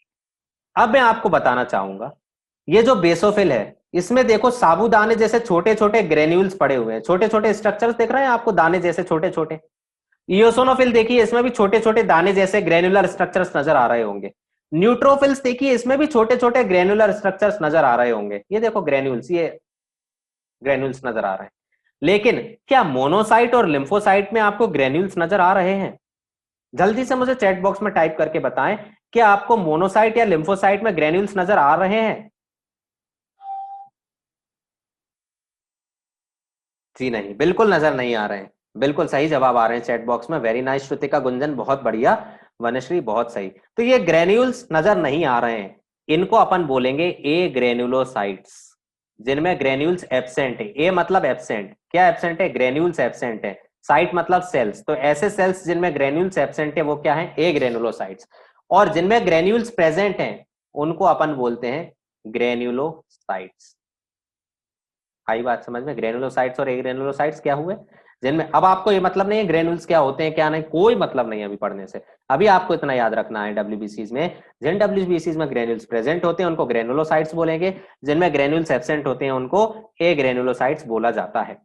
अब आगे अपन देखते हैं। अच्छा, मैं यदि आपको याद कराना चाहूं ग्रेनुलोसाइट्स कौन कौन से हैं, तो आप याद रख सकते हो बेन, BEN। ई को जगह आप BAN भी लिख दोगे तो भी चल जाएगा, क्योंकि इयोसिनोफिल या एसिडोफिल बात एक ही है। बी से क्या, बेसोफिल। ई से क्या, इयोसिनोफिल। एन से क्या, न्यूट्रोफिल, या एसिडोफिल भी लिख सकते हो। तो बेन, बेन लगाए किस पर, ग्रेनुलोसाइट्स पर। तो जो ग्रेनुलोसाइट्स हैं वो क्या है, बेसोफिल्स, इयोसिनोफिल्स और न्यूट्रोफिल्स। बचे कौन से, दो, मोनोसाइट और लिम्फोसाइट, ML, वो क्या है, ए ग्रेनुलोसाइट्स है। आई बात समझ में, इस तरीके से याद रख सकते हो, बेन है ग्रेनुलोसाइट्स। अब साइज देखें, ये आपको याद नहीं करना है, सबकी साइज एग्जैक्टली याद नहीं रखना है, लेकिन हाँ ये याद रखना है कि स्मॉलेस्ट ग्रेनुलोसाइट्स कौन से होते हैं, बेसोफिल्स होते हैं। ठीक है। और इनकी साइज लिखी हुई है, आप याद करें ना करें कोई फर्क नहीं पड़ना, कोई दिक्कत नहीं है।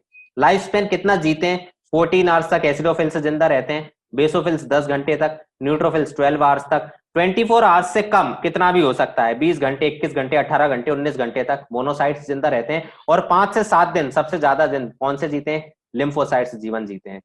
अच्छा, यदि आप न्यूक्लियस का शेप देखें तो बाइलोब्ड बोला इन्होंने एसिडोफिल को, जरा इसमें देखें, ये रहा है एसिडोफिल, ये एसिडोफिल है। देखो बाइलोब्ड न्यूक्लियस है, ये न्यूक्लियस है, एक लोब, सेकंड लोब नजर आ रहा है, दो लोब नजर आ रहे हैं, बोलिए, वंशी नजर आ रहा है, सुदर्शन, वैभव नजर आ रहे हैं, दो लोब, पहला लोब, दूसरा लोब। तो ये दो लोब वाला जो न्यूक्लियस इसमें होता है वो क्या है, बेसोफिल है। उसके बाद बोला है बेसोफिल हो गया, दो या तीन लोब। एसिडोफिल भी बाइलोब्ड होगा। अच्छा आप देखिए, बेसोफिल में भी लिखा हुआ है 2 और 3 लोब, दो लोब, तीन लोब, कुछ भी हो सकते हैं। न्यूट्रोफिल की बात करें, न्यूट्रोफिल में क्या लिखा हुआ है, 3 to 5 लोब्ड, 3 से लेकर 5 लोब वाला न्यूक्लियस हो सकता है। जरा देखें अपन कितने लोब वाला न्यूक्लियस है अपने पास, एक लोब न्यूट्रोफिल, सेकंड, थर्ड। तो ये जो न्यूट्रोफिल है इसमें कितने, 3 लोब हैं। इसी तरीके से 4 या 5 लोब वाला न्यूक्लियस भी पाया जा सकता है। किसमें, न्यूट्रोफिल में। कितने लोब का न्यूक्लियस हो सकता है, 3 to 5 lobed nucleus, 3 to 5 lobed nucleus हो सकता है। ठीक है, चलिए आगे बढ़ते हैं। आगे किसके बारे में बात है, मोनोसाइट। मोनोसाइट का जो न्यूक्लियस होता है वो कैसा होता है, किडनी या बीन शेप्ड, राजमे की तरह या किडनी की तरह, कैसा, कुछ इस तरह का न्यूक्लियस होना चाहिए। जरा देखें अपन कैसा न्यूक्लियस है। जी हाँ बिल्कुल, मोनोसाइट में देखिए किडनी के शेप का या बीन शेप का न्यूक्लियस पाया जा रहा है। कैसा शेप का न्यूक्लियस होता है, किडनी शेप्ड न्यूक्लियस। आ रही है बात समझ में। इस तरीके से तो अपन ने 4 पढ़े। अब अपन लास्ट वाला देखते हैं जरा। लास्ट वाला क्या है, लिम्फोसाइट। लिम्फोसाइट में देखो तो कितना बड़ा न्यूक्लियस है, ये पूरा का पूरा पर्पल कलर का जो आपको नजर आ रहा है ये पूरा न्यूक्लियस है, और बाकी का जो एरिया है वो साइटोप्लाज्म है। तो suppose this is a lymphocyte. अब ये लिम्फोसाइट के अंदर मैं न्यूक्लियस बना रहा हूं, तो ये न्यूक्लियस देखो कितना बड़ा न्यूक्लियस है, ये पूरा का पूरा जो है वो है न्यूक्लियस। ठीक है, लिम्फोसाइट में ये जो पूरा पार्ट है ये क्या है, न्यूक्लियस है पूरा का पूरा। बाकी का जो पार्ट बच रहा है वो क्या है, साइटोप्लाज्म है। बाकी का जो बचा हुआ पार्ट है वो क्या है, साइटोप्लाज्म। तो ये वाला जो पार्ट है, तो इसमें साइटोप्लाज्म क्या है, बाहर की ओर है, बाहर की सतह पर साइटोप्लाज्म ऑर्गेनाइज है। तो इसको बोलेंगे अपन पेरीफेरल साइटोप्लाज्म। बाहर वाला पार्ट क्या कहलाता है, पेरीफेरी। तो साइटोप्लाज्म कहां पर है, पेरीफेरी पर है। तो पेरीफेरल साइटोप्लाज्म लिम्फोसाइट में पाया जाता है। और large central nucleus, large central nucleus present होता है लिम्फोसाइट में। इस तरह का जो सेल है उसको लिम्फोसाइट बोला जाता है। ये डब्ल्यूबीसी का एक प्रकार होता है। आई बात समझ में। चलिए आगे बढ़ते हैं अपन। तो लार्ज पेरिफेरल साइटोप्लाज्म और लार्ज न्यूक्लियस है किसमें, लिम्फोसाइट में। फंक्शंस देखते हैं। तो आपको क्या याद रखना है, ये इंपॉर्टेंट है। शेप ऑफ न्यूक्लियस कौन से व्हाइट ब्लड सेल में क्या होता है ये जरूरी है। ये आप, it is not important, this is not important. हाँ, स्मॉलेस्ट ग्रेनुलोसाइट आपको याद रखना है, बेसोफिल होता है। उसके बाद शेप ऑफ न्यूक्लियस आपको याद होना चाहिए। उसके बाद फंक्शंस देखें जरा। फंक्शंस क्या क्या है, एसिडोफिल के फंक्शन क्या है। ये बॉडी को एलर्जी और पैरासाइटिक इंफेक्शन से बचाते हैं। कौन, एसिडोफिल। उसके बाद बेसोफिल देखें, बेसोफिल क्या सिक्रीट करते हैं, हेपेरिन, हिस्टामिन और सेरोटोनिन को सिक्रीट करते हैं। अब जरा अपन देखें हेपेरिन क्या होता है, हिस्टामिन क्या होता है, सेरोटोनिन क्या होता है। देखिए आपको बोला बेसोफिल्स क्या क्या सिक्रीट कर रहे हैं, हेपेरिन। हेपेरिन एक तरह का एंटी कोएगुलेंट होता है। एंटी कोएगुलेंट का मतलब क्या है, जो खून को जमा ना होने दे, जो ब्लड को कोएगुलेट ना होने दे, जो ब्लड को क्लॉट ना होने दे, ऐसा पिगमेंट हमारी बॉडी के अंदर पाया जाता है जिसका नाम हेपेरिन होता है। यानी ये खून के थक्के को, क्लॉट को जमने से रोकता है, खून को पतला बनाए रखता है हेपेरिन। उसके बाद दूसरा क्या है, हिस्टामिन। ये हिस्टामिन क्या है, हिस्टामिन एक एंटी एलर्जिक सब्सटेंस होता है। तो जो एलर्जी जब आपको होगी तब आपकी बॉडी के अंदर क्या सिक्रीट होने लगेंगे, हिस्टामिन से सिक्रीट होने लगते हैं। ऐसा टैबलेट आती है मोन्टेलोकास्ट करके, आप लोगों ने सुना भी होगा, मोन्टेलोकास्ट। मोन्टेलोकास्ट लिवोसिट्रेजिन नाम की टैबलेट आती है। वो हमारी बॉडी में क्या करती है, हिस्टामिन को सिक्रीट करवाती है। जब आप गोली खाते हैं, छींक वगैरह आती है, सर्दी जुकाम हो जाता है, खांसी वगैरह आती है, तब मोन्टेलोकास्ट देते हैं जनरल इन्फेक्शन में, राइनाइटिस वगैरह में। तो मोन्टेलोकास्ट लिवोसिट्रेजिन की टैबलेट क्या करती है, हिस्टामिन को सिक्रीट करती है। हिस्टामिन एंटी एलर्जिक सब्सटेंस है। एंटी मतलब ऑपोजिट, जो एलर्जी के खिलाफ लड़ने वाले तत्व हैं जो हमारी बॉडी के अंदर प्रोड्यूस हो रहे हैं वो हिस्टामिन होते हैं। सपोज किसी के नाक में कुछ चला गया, ठीक है, डस्ट चली गई, तो आपको छींक आती है, हाँ छी, आप ऐसे करते हो, हाँ छी, छींकते हो।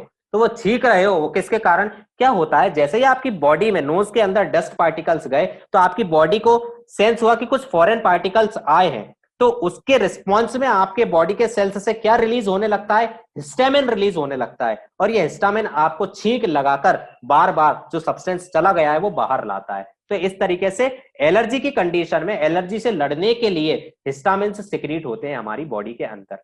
ये भी कौन सिक्रीट करता है, ये भी कौन सिक्रीट कर रहा है, बेसोफिल से सिक्रीट करते हैं। अच्छा, उसके बाद क्या आया है, सेरोटोनिन नाम आया है। सेरोटोनिन, सेरोटोनिन क्या होता है, सेरोटोनिन एक तरह का वेसो कंस्ट्रिक्टर होता है। क्या होता है, वेसो कंस्ट्रिक्टर।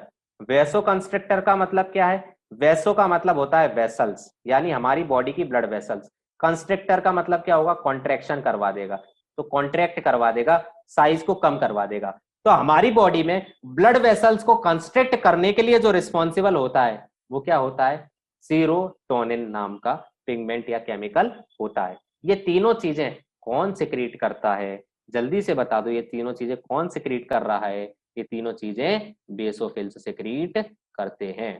बताइए, समझ आया, ये फंक्शन समझ आया बेसोफिल्स का? तो ये सिक्रीट करते हैं, ट्रांसपोर्ट करते हैं हेपेरिन, हिस्टामिन और सेरोटोनिन। वेरी गुड मनश्री, सही जवाब है आपका। अब उसके बाद है न्यूट्रोफिल्स।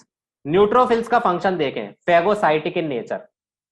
सपोज आपकी बॉडी के अंदर कोई बैक्टीरिया एंटर कर गया है, suppose this is a bacterium, this is a bacterium, screen पर देखेंगे सब लोग, वीडियो को देखेंगे मेरी तरफ, ये बैक्टीरियम है, ये बैक्टीरियम मेरी बॉडी के अंदर एंटर कर रहा है।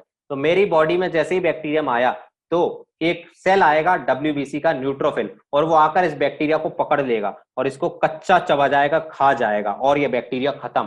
खत्म, समझ रहे हो बात को? तो जब आपकी बॉडी के अंदर कोई बैक्टीरिया या वायरस चला जाता है तो ये क्या है, यूनिसेल्युलर स्ट्रक्चर्स होते हैं बैक्टीरिया वायरस। इन बैक्टीरिया या वायरस के सेल को पूरा का पूरा एनगल्फ कर लेते हैं, पूरा का पूरा खा जाते हैं, पूरा का पूरा ईट कर लेते हैं। जिस प्रोसेस से ईटिंग करते हैं सेल की, इसको बोलते हैं फेगोसाइटोसिस। और ये फेगोसाइटिक नेचर होता है किसका, न्यूट्रोफिल का।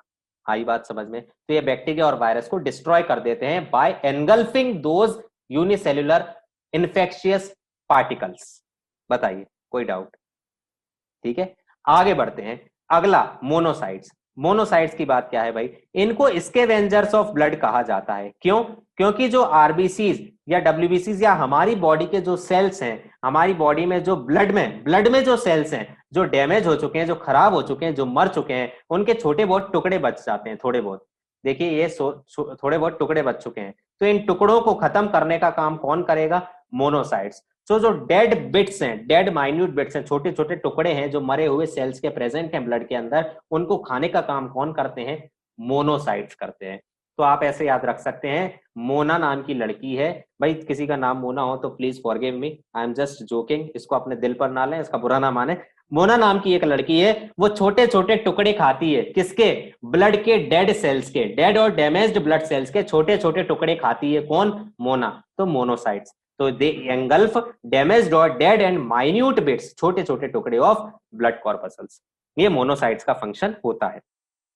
अगला फंक्शन क्या है, अगला सेल क्या है, अगला सेल जो है वो है लिम्फोसाइट्स। क्या है, लिम्फोसाइट्स। अब देखिए लिम्फोसाइट्स अलग अलग टाइप के होते हैं। पहला टाइप जो लिम्फोसाइट का है वो टी किलर सेल्स।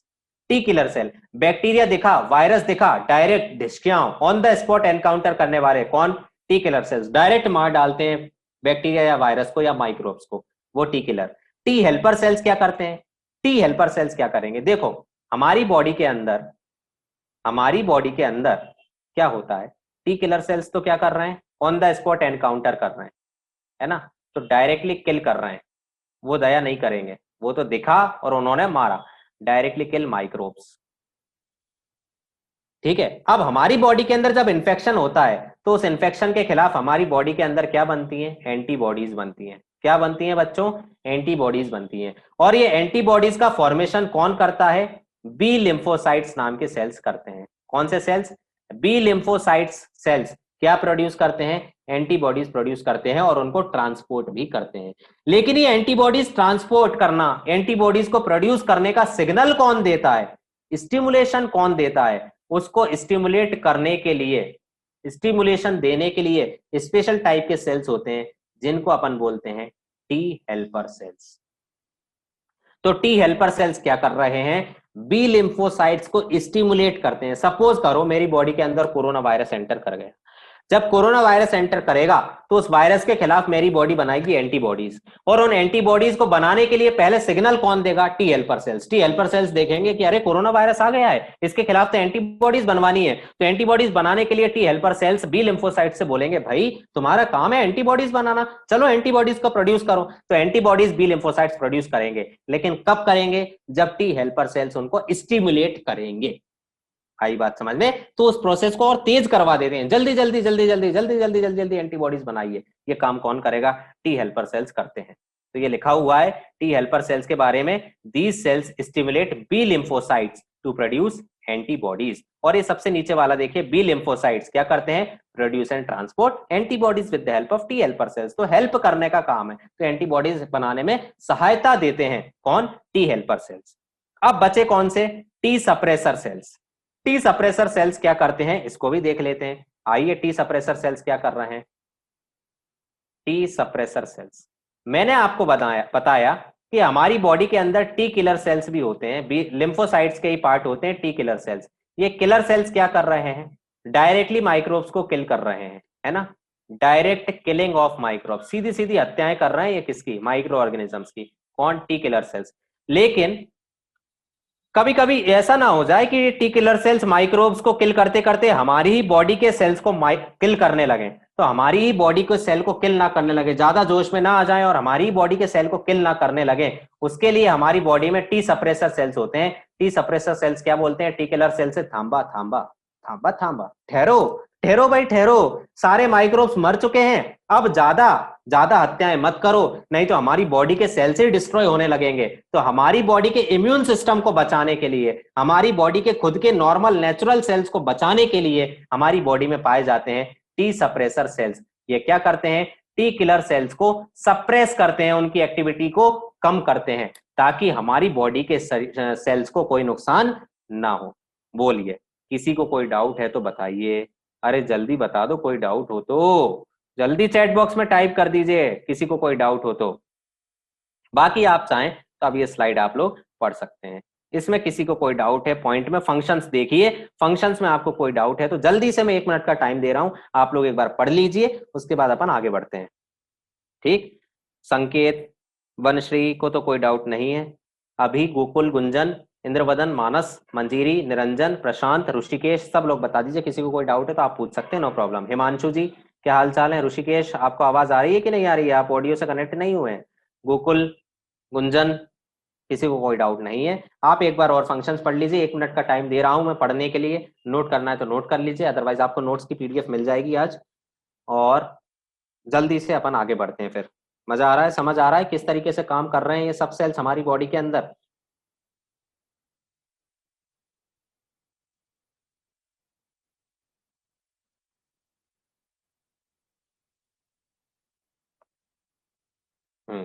मंजीरी जी को सही है, लग रहा है सब कुछ ठीक है, चलिए। हाँ मंजीरी, कोई डाउट तो नहीं है, यदि डाउट है तो चैट बॉक्स में टाइप कर दो, नो प्रॉब्लम, या रेज हैंड कर दो तो मैं आपको अनम्यूट करके आपसे बात कर लूंगा डायरेक्ट, अदरवाइज नो प्रॉब्लम। तो आगे बढ़ते हैं, चलिए आगे बढ़ते हैं अपन। अगले टाइप के जो सेल्स हैं वो हैं प्लेटलेट्स। कौन से सेल्स हैं, प्लेटलेट्स। चलिए मैं आपको प्लेटलेट्स को समझाने की कोशिश करता हूं, प्लेटलेट्स क्या है, जरा अपन इस पेज पर समझते हैं। ये जो मैं ड्रॉ कर रहा हूं, suppose this is a blood vessel, ये क्या है,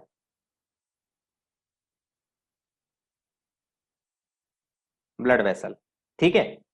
अब इसके अंदर कुछ सेल्स हैं जिनको अपन बोल रहे हैं प्लेटलेट्स, ठीक है। ये प्लेटलेट्स गाना गाते हुए जा रहे हैं इस ब्लड वेसल में, मैं तो रास्ते से जा रहा था, ठीक है ना। अब ये गाना गाया, कौन ने गाया, ब्लड वेसल्स में प्लेटलेट्स ने गाया। अब प्लेटलेट्स घूम रहे हैं फिर रहे हैं, घूम रहे हैं फिर रहे हैं, यहां पर क्या हुआ, आगे जाकर जब रास्ते में देखा तो ये रप्चर्ड वेसल थी। यहां पर ये ब्लड वेसल कैसी है, रप्चर्ड, रप्चर्ड है। रप्चर्ड क्या है, रप्चर्ड ब्लड वेसल, यानी ब्लड वेसल क्या है, चोट पहुंची हुई है, रप्चर्ड ब्लड वेसल है। अब ये रप्चर्ड ब्लड वेसल को सही करना है भाई। ये रास्ते में गाना गाते जा रहे थे, मेरे तो रास्ते से जा रहा था, भेलपुरी खा रहा था, मुझे रप्चर्ड ब्लड वेसल मिली तो मैं क्या करूं। कौन सी ब्लड वेसल मिल गई, रप्चर्ड ब्लड वेसल मिल गई। अच्छा, इसी ब्लड वेसल में और क्या क्या फ्लो कर रहा है, आरबीसीज मूव कर रहे हैं, या आरबीसीज मूव कर रहे हैं, ठीक है, ढेर सारे आरबीसीज नजर आ रहे हैं, ठीक है, डब्ल्यूबीसीज भी हैं, थोड़े बहुत डब्ल्यूबीसीज भी हैं, ऐसे डब्ल्यूबीसीज भी पाए जा रहे हैं, ठीक है।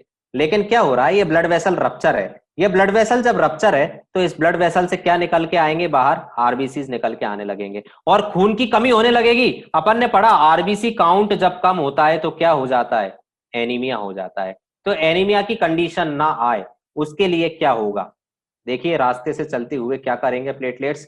तो ये ब्लड वेसल है, suppose this is the ruptured part of the blood vessel, और इसमें यही आरबीसीज वगैरह मूव कर रहे हैं, ठीक है, ये आरबीसीज मूव कर रहे हैं।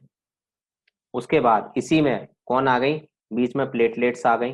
तो प्लेटलेट्स घूमती घूमती आई और प्लेटलेट्स ने देखा यार यहाँ पर तो पूरा रप्चरिंग हो रही है, तो सभी प्लेटलेट्स क्या करती हैं, एक साथ इकट्ठी हो जाती हैं और यहाँ पर रास्ते में धागे जैसे स्ट्रक्चर, फाइब्रिन के थ्रेड्स इकट्ठे कर देती हैं, इकट्ठे हो जाती हैं, यहाँ पर एक प्लग बना देती हैं, इसको अपन बोलते हैं प्लेटलेट प्लग। क्या बोलते हैं, प्लेटलेट प्लग। ये रास्ता देखो ब्लॉक कर दिया। अब आपके यहां से ब्लड वेसल्स जो रप्चर थी वो सही हो गई, इन्होंने सुधार दिया, ठीक है ना। और इसी प्लेटलेट प्लग को अपन एक और क्या बोल सकते हैं, आगे जाकर यहाँ क्या बन गया, क्लॉट, मतलब यहाँ पर खून जम जाएगा, खून नहीं बहेगा, आपकी रप्चरिंग जो हुई थी ब्लड वेसल्स की वो सही कर दी है। ये काम होता है प्लेटलेट का, यानी प्लेटलेट क्या कर रही हैं, क्लॉट बना रही हैं। और क्लॉट को अपन मेडिकल टर्मिनोलॉजी में बोलते हैं थ्रोम्बस। क्या बोलते हैं, थ्रोम्बस। तो ये थ्रोम्बस को बनाने वाले जो सेल्स हैं उनको अपन बोलेंगे थ्रोम्बोसाइट्स। क्या बोलेंगे, थ्रोम्बोसाइट्स। तो इसीलिए प्लेटलेट का दूसरा नाम क्या है, थ्रोम्बोसाइट्स होता है। थ्रोम्बो मतलब थ्रोम्बस वर्ड से आया है, थ्रोम्बस का मतलब होता है clot, clot forming cells are known as thrombocytes. बताइए इसमें किसी को कोई डाउट हो तो।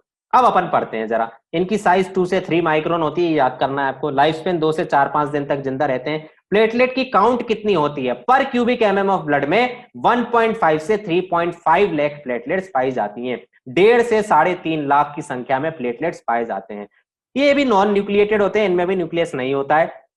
और बोन मेरो के मेगा कैरियोसाइट सेल्स से प्लेटलेट का फॉर्मेशन होता है। तो प्लेटलेट कहां से आती हैं, मेगा कैरियोसाइट सेल्स आगे जाकर डिफरेंशिएट होते हैं और क्या बना लेते हैं, प्लेटलेट।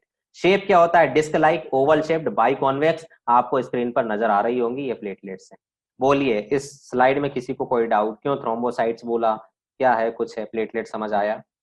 अब इसके बाद आगे देखते हैं, आगे देखें प्लेटलेट्स या थ्रोम्बोसाइट्स। मैक्सिमम पार्ट जो प्लेटलेट्स का होता है साइटोप्लाज्म का, प्लेटलेट का जो मैक्सिमम साइटोप्लाज्म वाला पार्ट होता है वह कॉन्ट्रेक्टाइल प्रोटीन थ्रोम्बोस्थेनिन का पाया जाता है।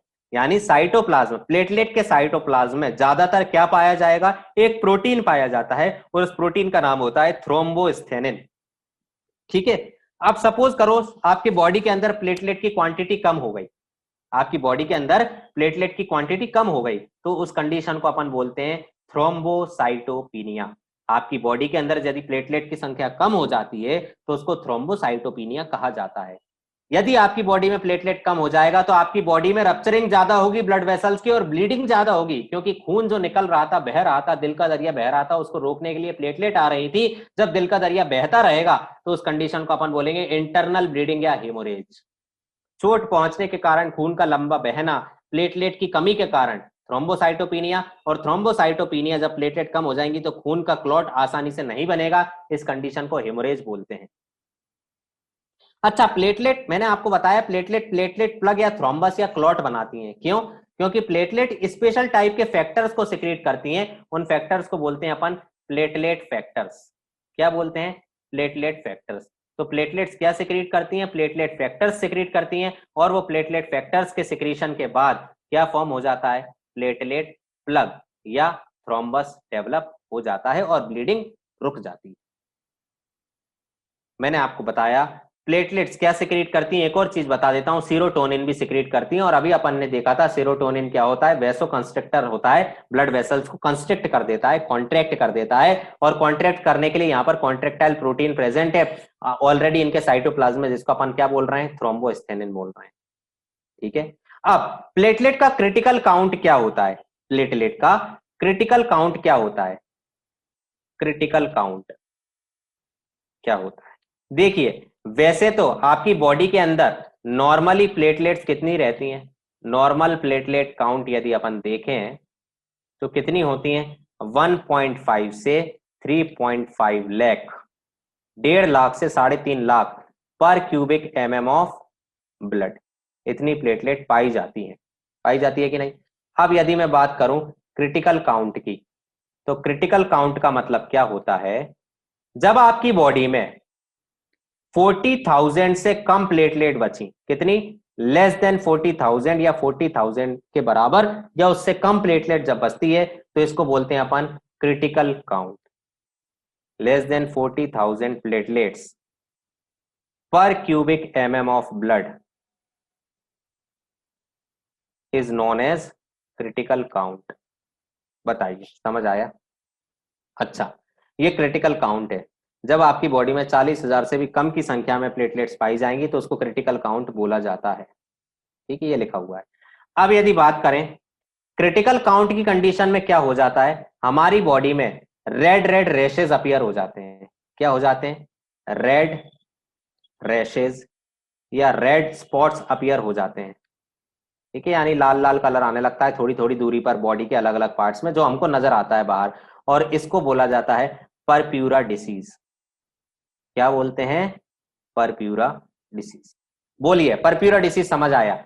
शरीर में 40,000 से भी कम की संख्या में जब प्लेटलेट हो जाती हैं तो इसको क्रिटिकल काउंट बोलते हैं। और इस कंडीशन में शरीर में लाल लाल निशान, लाल लाल चकत्ते, लाल लाल कलर के स्पॉट्स प्रोड्यूस होने लगते हैं। इस समस्या को परप्यूरा डिसीज के नाम से जाना जाता है। पी से प्लेटलेट, पी से परप्यूरा डिसीज, ऐसे याद रख सकते हो। रेड रैशेज, रेड स्पॉट्स का अपीयरेंस हो जाता है।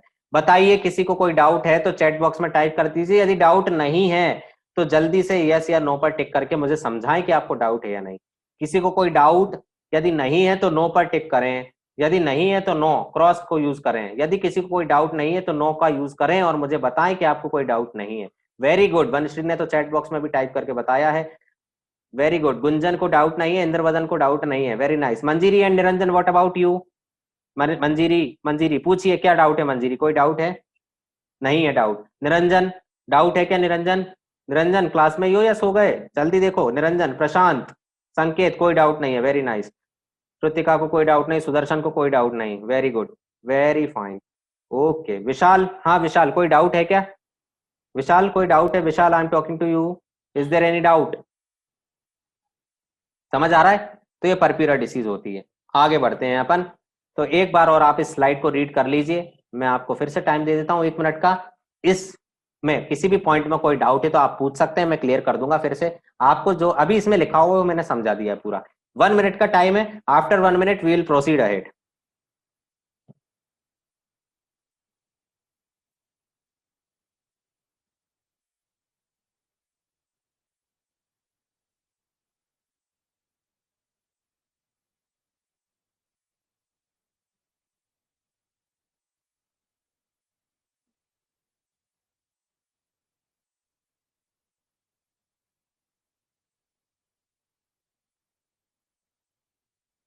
हम्म,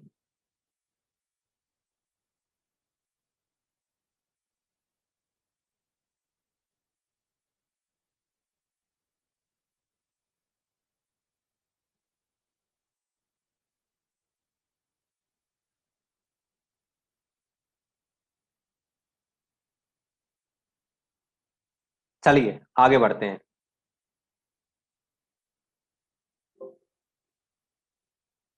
just a minute students, 1 minute के लिए मैं पॉज कर रहा हूं अपना वीडियो।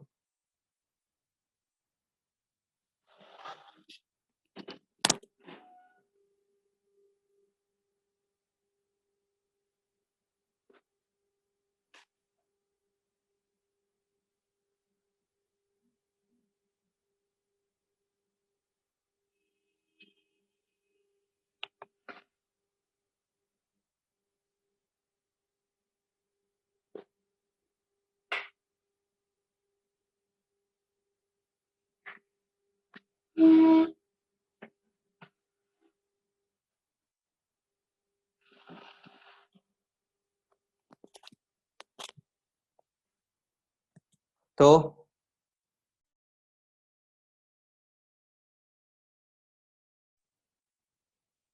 समझ आ गया होगा सब लोगों को। चलिए अपन आगे बढ़ते हैं अब।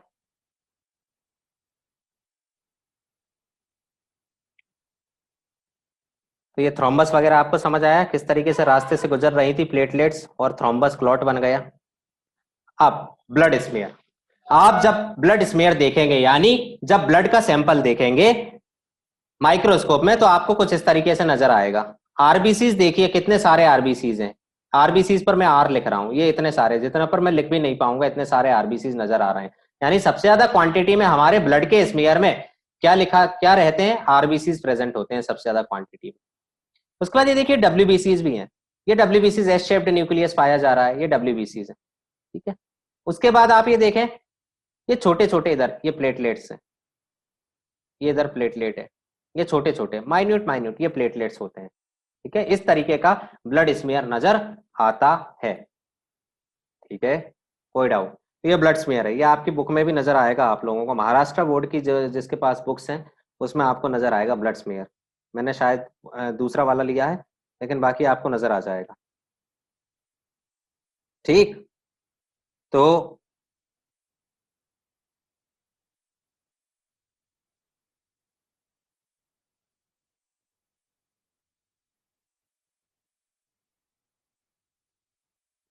ठीक, चलिए अब अपन बात करते हैं, क्या बात हो रही है यहाँ पर। वनश्री ने पूछा है माइलॉइड स्टेम क्या है। माइलॉइड स्टेम, देखिए लिवर जो है, लिवर आप जानते हैं लिवर ऑर्गन होता है ना। लिवर में कुछ हेमेटोपोइटिक स्टेम सेल्स होते हैं, haematopoietic stem cells. Haematopoietic stem cells क्या है, हेमेटो मतलब क्या ब्लड, पोइटिक मतलब क्या फॉर्मेशन। तो ऐसे सेल्स जो कि लिवर में पाए जा रहे हैं और वो क्या प्रोड्यूस कर रहे हैं, ब्लड को फॉर्म कर रहे हैं, उनसे जो नए सेल्स बन रहे हैं, वो जो सेल्स हैं लिवर के हेमेटोपोइटिक स्टेम सेल्स से जो सेल्स बनते हैं उनको माइलॉइड स्टेम सेल्स कहा जाता है। लिवर के हेमेटोपोइटिक स्टेम सेल्स से फॉर्म होने वाले सेल्स को माइलॉइड स्टेम सेल्स कहा जाता है। चलिए, so I am just going to stop sharing the screen for a while, और उसके बाद मैं दूसरी स्क्रीन पर आ रहा हूं, मैं आपको अगली स्लाइड बताने वाला हूं, जस्ट अ मिनट।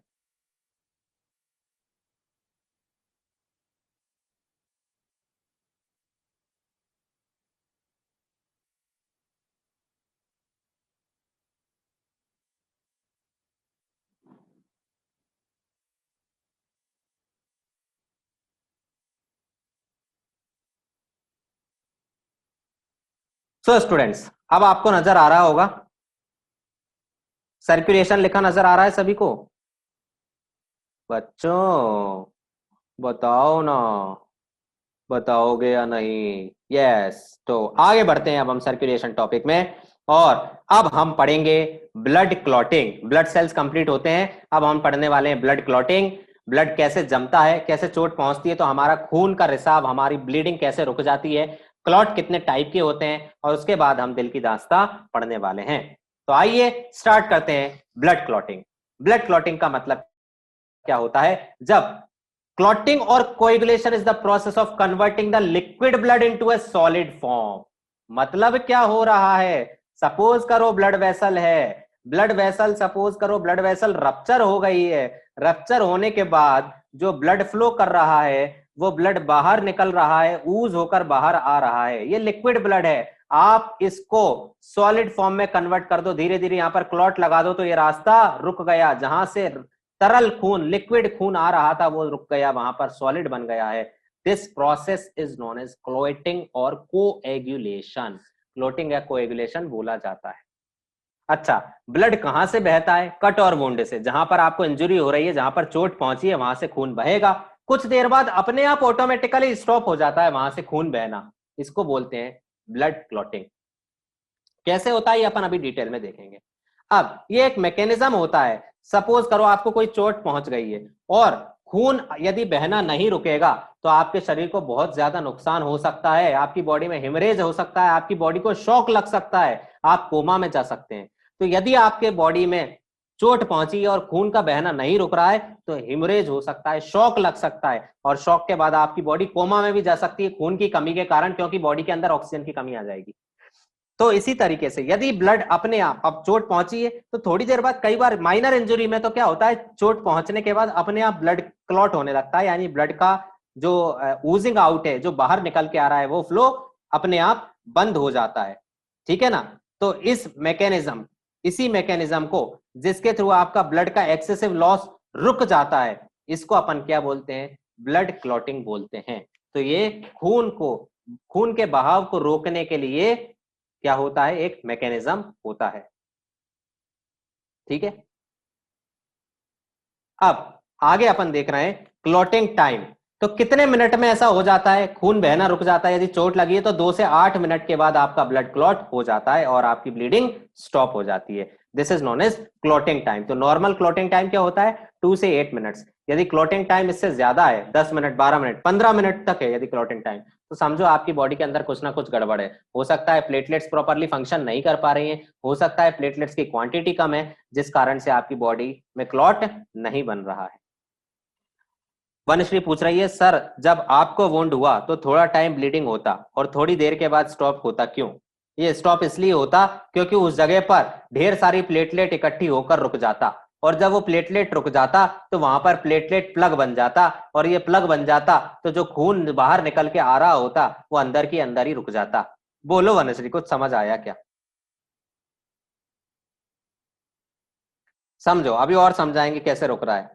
ठीक है, उसके बाद तो एक डार्क रेडिश ब्राउन स्कम बन जाता है। सपोज आपको यहां पर इंजरी हुई, ये इंजरी हुई, ठीक है ना? अब थोड़ी देर बाद क्या होगा, ये इंजरी की जगह पर धीरे धीरे धीरे धीरे ऐसा अलग से इंजरी वाली जगह पर आपको अलग कलर का डार्क ब्राउन कलर की जगह दिखने लगती है, जहां पर पहले आपको चोट पहुंची थी। वो जब खून जम जाता है तो वहां पर डार्क रेडिश ब्राउन कलर आ जाता है ना। ठीक है, इसको अपन बोलते हैं स्कम। क्या बोलते हैं? स्कम बोलते हैं। ठीक है ना, कुछ समय बाद स्कम बन जाता है, यानी इसको स्कम बोलेंगे। और ये स्कम क्यों बना? ये स्कम इसलिए बना क्योंकि अंदर ब्लड कोएगुलेट हो चुका है और अंदर क्लॉट बन चुका है। क्लॉट को ही हम और क्या बोल देते हैं, कोएगुलम और क्लॉट। अंदर ही अंदर क्लॉट या कोएगुलम बन जाता है।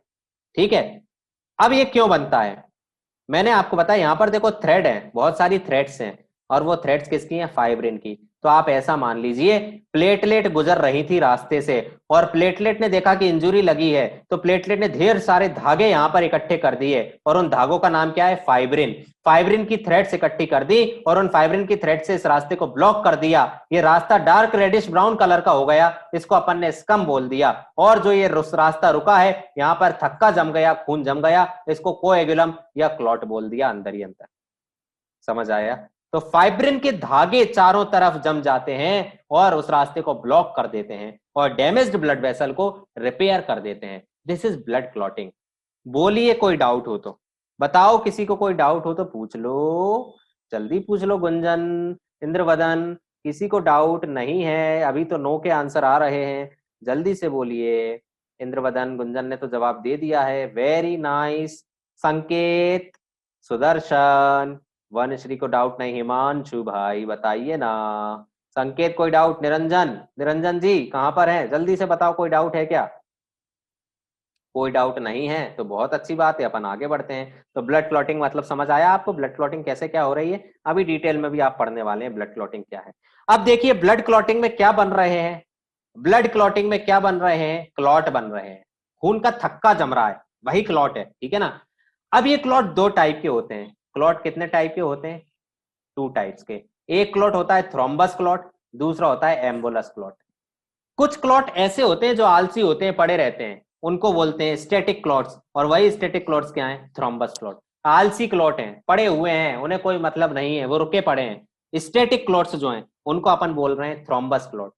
और कुछ क्लॉट्स ऐसे होते हैं जो मूव करते हैं, मोटाइल होते हैं, मोबाइल होते हैं, एक जगह से दूसरी जगह पर जाते हैं, मूव करते हैं, खून का थक्का घूम रहा है पूरे में चारों तरफ, तो उसको बोलेंगे एम्बोलस क्लॉट। ठीक है, ये थ्रोम्बस क्लॉट क्या होते हैं? सपोज इसको अपन इस तरीके से समझ लेते हैं, ये ब्लड वेसल है, इसमें ब्लड फ्लो कर रहा है, और ब्लड फ्लो कर रहा था, साथ में क्या बन गया, क्लॉट बन गया। ठीक है, ये क्लॉट। अब ये क्लॉट धीरे धीरे क्या हो रहा है, बड़ा होता जा रहा है, और क्लॉट बन गया, और क्लॉट, ये मूव नहीं कर रहा है, एक ही जगह पर ये क्लॉट धीरे धीरे बड़ा होता जा रहा है। ठीक है, इस क्लॉट को अपन बोलते हैं थ्रोम्बस क्लॉट। क्या बोलेंगे, थ्रोम्बस क्लॉट। अब देखो आप, जो ब्लड फ्लो कर रहा था, उस ब्लड फ्लो के लिए रास्ता कम हो गया ना, ब्लड यहां आएगा, टकराएगा और यहां से जाएगा, नीचे से जाएगा, है कि नहीं? ये थ्रोम्बस क्लॉट होता है। अच्छा, अब एम्बोलस क्लॉट क्या है? एम्बोलस क्लॉट को इस तरीके से समझ सकते हैं, ये ब्लड वेसल है, ब्लड फ्लो कर रहा है, ठीक है, साथ ही साथ एक क्लॉट है, एम्बुलस क्लॉट। ये क्लॉट भी मूव कर रहा है, अभी ये क्लॉट यहां पर था, ये पोजीशन 1, अभी ये क्लॉट अब यहां पर आ गया, ये पोजीशन 2। ठीक है, तो ये क्लॉट कहीं पर भी जा सकता है और कहीं पर भी अटक सकता है। ये जो क्लॉट है, मूविंग क्लॉट जो है, इस क्लॉट को अपन ने क्या बोला? एम्बुलस क्लॉट। तो जो इधर उधर घूम रहा है वो है एम्बुलस क्लॉट, आवारा क्लॉट है, इधर उधर घूम रहा है, कोई जगह ही नहीं है और एक जगह पर स्टैटिक है लेकिन बड़ा होता जा रहा है धीरे धीरे। ये थ्रोम्बस क्लॉट है। थ्रोम्बस क्लॉट क्या करता है? धीरे धीरे बड़ा होता जाता है, एक ही जगह पर पड़ा पड़ा, ग्रो बिगर एंड बिगर। इस तरह से दो तरह के क्लॉट होते हैं। अब देखें किस तरीके से नुकसान पहुंचाते हैं। अपन बात कर रहे हैं थ्रोम्बस क्लॉट की। तो थ्रोम्बस क्लॉट कहां पर यदि कोरोनरी वेसल्स में बन गया है, कोरोनरी वेसल्स मतलब हार्ट के बॉडी मस्कुलेचर, हार्ट के मस्कुलेचर को जो ब्लड सप्लाई प्रोवाइड करवाती है, उस वेसल को बोलते हैं कोरोनरी वेसल्स। यदि कोरोनरी वेसल्स में क्लॉट बन गया है, थ्रोम्बस क्लॉट बन गया है, तो उस कंडीशन को बोलते हैं कोरोनरी थ्रोम्बोसिस। यानी हार्ट में खुद को भी तो, हार्ट को भी तो खून चाहिए, तो हार्ट को खून पहुंचाने वाली जो वेसल्स होती हैं उनको बोलते हैं कोरोनरी वेसल्स। और यदि उन वेसल्स के अंदर थ्रोम्बस क्लॉट जम जाएगा तो उसको बोलेंगे कोरोनरी थ्रोम्बोसिस। और यदि खून हार्ट में जम जाएगा तो अटैक आएगा, तेजी से पेन होगा, इस कंडीशन को बोलेंगे हार्ट अटैक। तो अचानक हार्ट अटैक आ सकता है। यदि ब्रेन में क्लॉट जम गया है तो क्या बोलेंगे? Cephalic thrombus. सेफेलिक मतलब रिलेटेड विथ ब्रेन। यदि आपके दिमाग में क्लॉट जमा हो गया है तो उसको बोलेंगे सेफेलिक थ्रोम्बस। इसके कारण आपकी बॉडी में पैरालिसिस आ सकता है, शॉक लग सकता है, कोमा आ सकता है। इतने खतरनाक है यदि क्लॉट बॉडी के अंदर बन जाते हैं तो। समझ रहे हो? हार्ट अटैक आ सकता है, पैरालिसिस हो सकता है। अब दूसरा टाइप का क्लॉट क्या है? एम्बुलस क्लॉट। ये एक जगह से दूसरी जगह मूव कर रहा था, मूविंग क्लॉट है। तो ये ब्लड वेसल के साथ, खून के साथ इधर उधर घूमता फिरता रहता है और अल्टीमेटली डिसॉल्व भी हो जाता है ब्लड के अंदर। लेकिन ये क्योंकि इधर से उधर घूमता रहता है और यदि ये डिसॉल्व नहीं हुआ और किसी भी ऑर्गन में जाकर रुक गया, अटक गया, तो ये ज्यादा नुकसानदायक साबित हो सकता है। Which clot is more harmful? Embolus clot, क्योंकि ये किसी एक जगह पर नहीं रुकता है, किसी भी जगह पर जा सकता है, कहीं पर भी नुकसान पहुंचा सकता है, कहीं पर भी जाकर ब्लॉकेज क्रिएट कर सकता है। थ्रोम्बस क्लॉट क्या है? एक जगह रुका रहता है, स्टैटिक होता है, ये कहीं पर एक जगह पर रुक जाएगा और वहां पर ब्लॉकेज कर देगा। जैसे कि हार्ट में यदि आ गया है और हार्ट में ब्लॉकेज कर दिया तो कोरोनरी थ्रोम्बोसिस। ब्रेन में आ गया है, ब्रेन में क्लॉट हो गया है तो सेफेलिक थ्रोम्बस। इस तरीके से ये क्लॉट नुकसानदायक होते हैं। आई बात समझ में? समझ आया कि नहीं आया? क्लॉट क्या है जल्दी से बताओ, समझ आया कि? क्लॉट के बारे में किसी को कोई डाउट है तो पूछ लीजिए। आप, ये आपकी स्क्रीन पर नजर आ रहा है, आप देख लीजिए। वनश्री को समझ आ गया, वेरी नाइस, तुरंत रिस्पॉन्स देती है। गुंजन, निरंजन, प्रशांत, निरंजन प्रशांत को समझ आ गया है, वेरी गुड। राहुल, जिसको समझ नहीं आया वो पूछ सकते हैं भाई।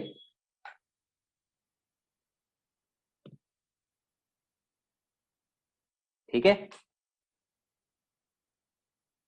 तो ये ब्लड क्लॉटिंग के बारे में अपन ने अभी पढ़ा। ब्लड क्लॉटिंग क्या होता है, इंट्रोडक्शन ही पढ़ा है, और उसके बाद कितने टाइप के क्लॉट्स होते हैं ये अपन ने पढ़ा है। अब ब्लड क्लॉटिंग का मैकेनिज्म क्या है? जो ब्लड क्लॉटिंग का मैकेनिज्म है, उस मैकेनिज्म में एक थ्योरी दी गई है, ब्लड क्लॉटिंग को समझाने के लिए एक थ्योरी दी गई है, एक्सप्लेन करने के लिए। उस थ्योरी को बोलते हैं एंजाइम कास्केड थ्योरी। क्या बोलेंगे? Enzyme cascade theory. और ये कौन ने प्रपोज की थी? मैकफर्लेन नाम के साइंटिस्ट और उनके साथियों ने ये थ्योरी प्रपोज की थी। तो मैकफर्लेन और को वर्कर्स, उन्होंने मिलकर एक थ्योरी दी थी जो समझाने के लिए कि ब्लड क्लॉटिंग कैसे होती है। उस थ्योरी का नाम है एंजाइम कास्केड थ्योरी। और ये थ्योरी क्या है, इसकी स्टेप्स क्या है, ये अपन नेक्स्ट क्लास में पढ़ेंगे। आज की क्लास का समय पूरा होता है। आई होप आज की क्लास आपने एंजॉय की होगी। अगली क्लास में एंजाइम कास्केड थ्योरी पढ़ने के बाद दिल की दास्ता पढ़ेंगे और साथ ही साथ अगली क्लास में आते से पहले मैं आपको काउंट कराऊंगा, उसके बाद क्लास स्टार्ट करूंगा। Till then, goodbye, take care all of you, tata bye bye. सभी लोग अपने ध्यान रखें, कोरोना का दौर है, जबरदस्ती बिना मास्क के बाहर घूमने फिरने नहीं जाओगे।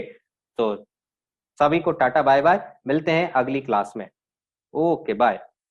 यदि किसी को कोई डाउट है तो वो स्टे कर सकता है मीटिंग में, जिसको डाउट नहीं है वो लीव कर सकते हैं, जिसको डाउट है वो रुक सकते हैं और मेरे से डाउट पूछ सकते हैं अभी तक पढ़ाया उतने में, और जिसको डाउट नहीं है वो जा सकते हैं।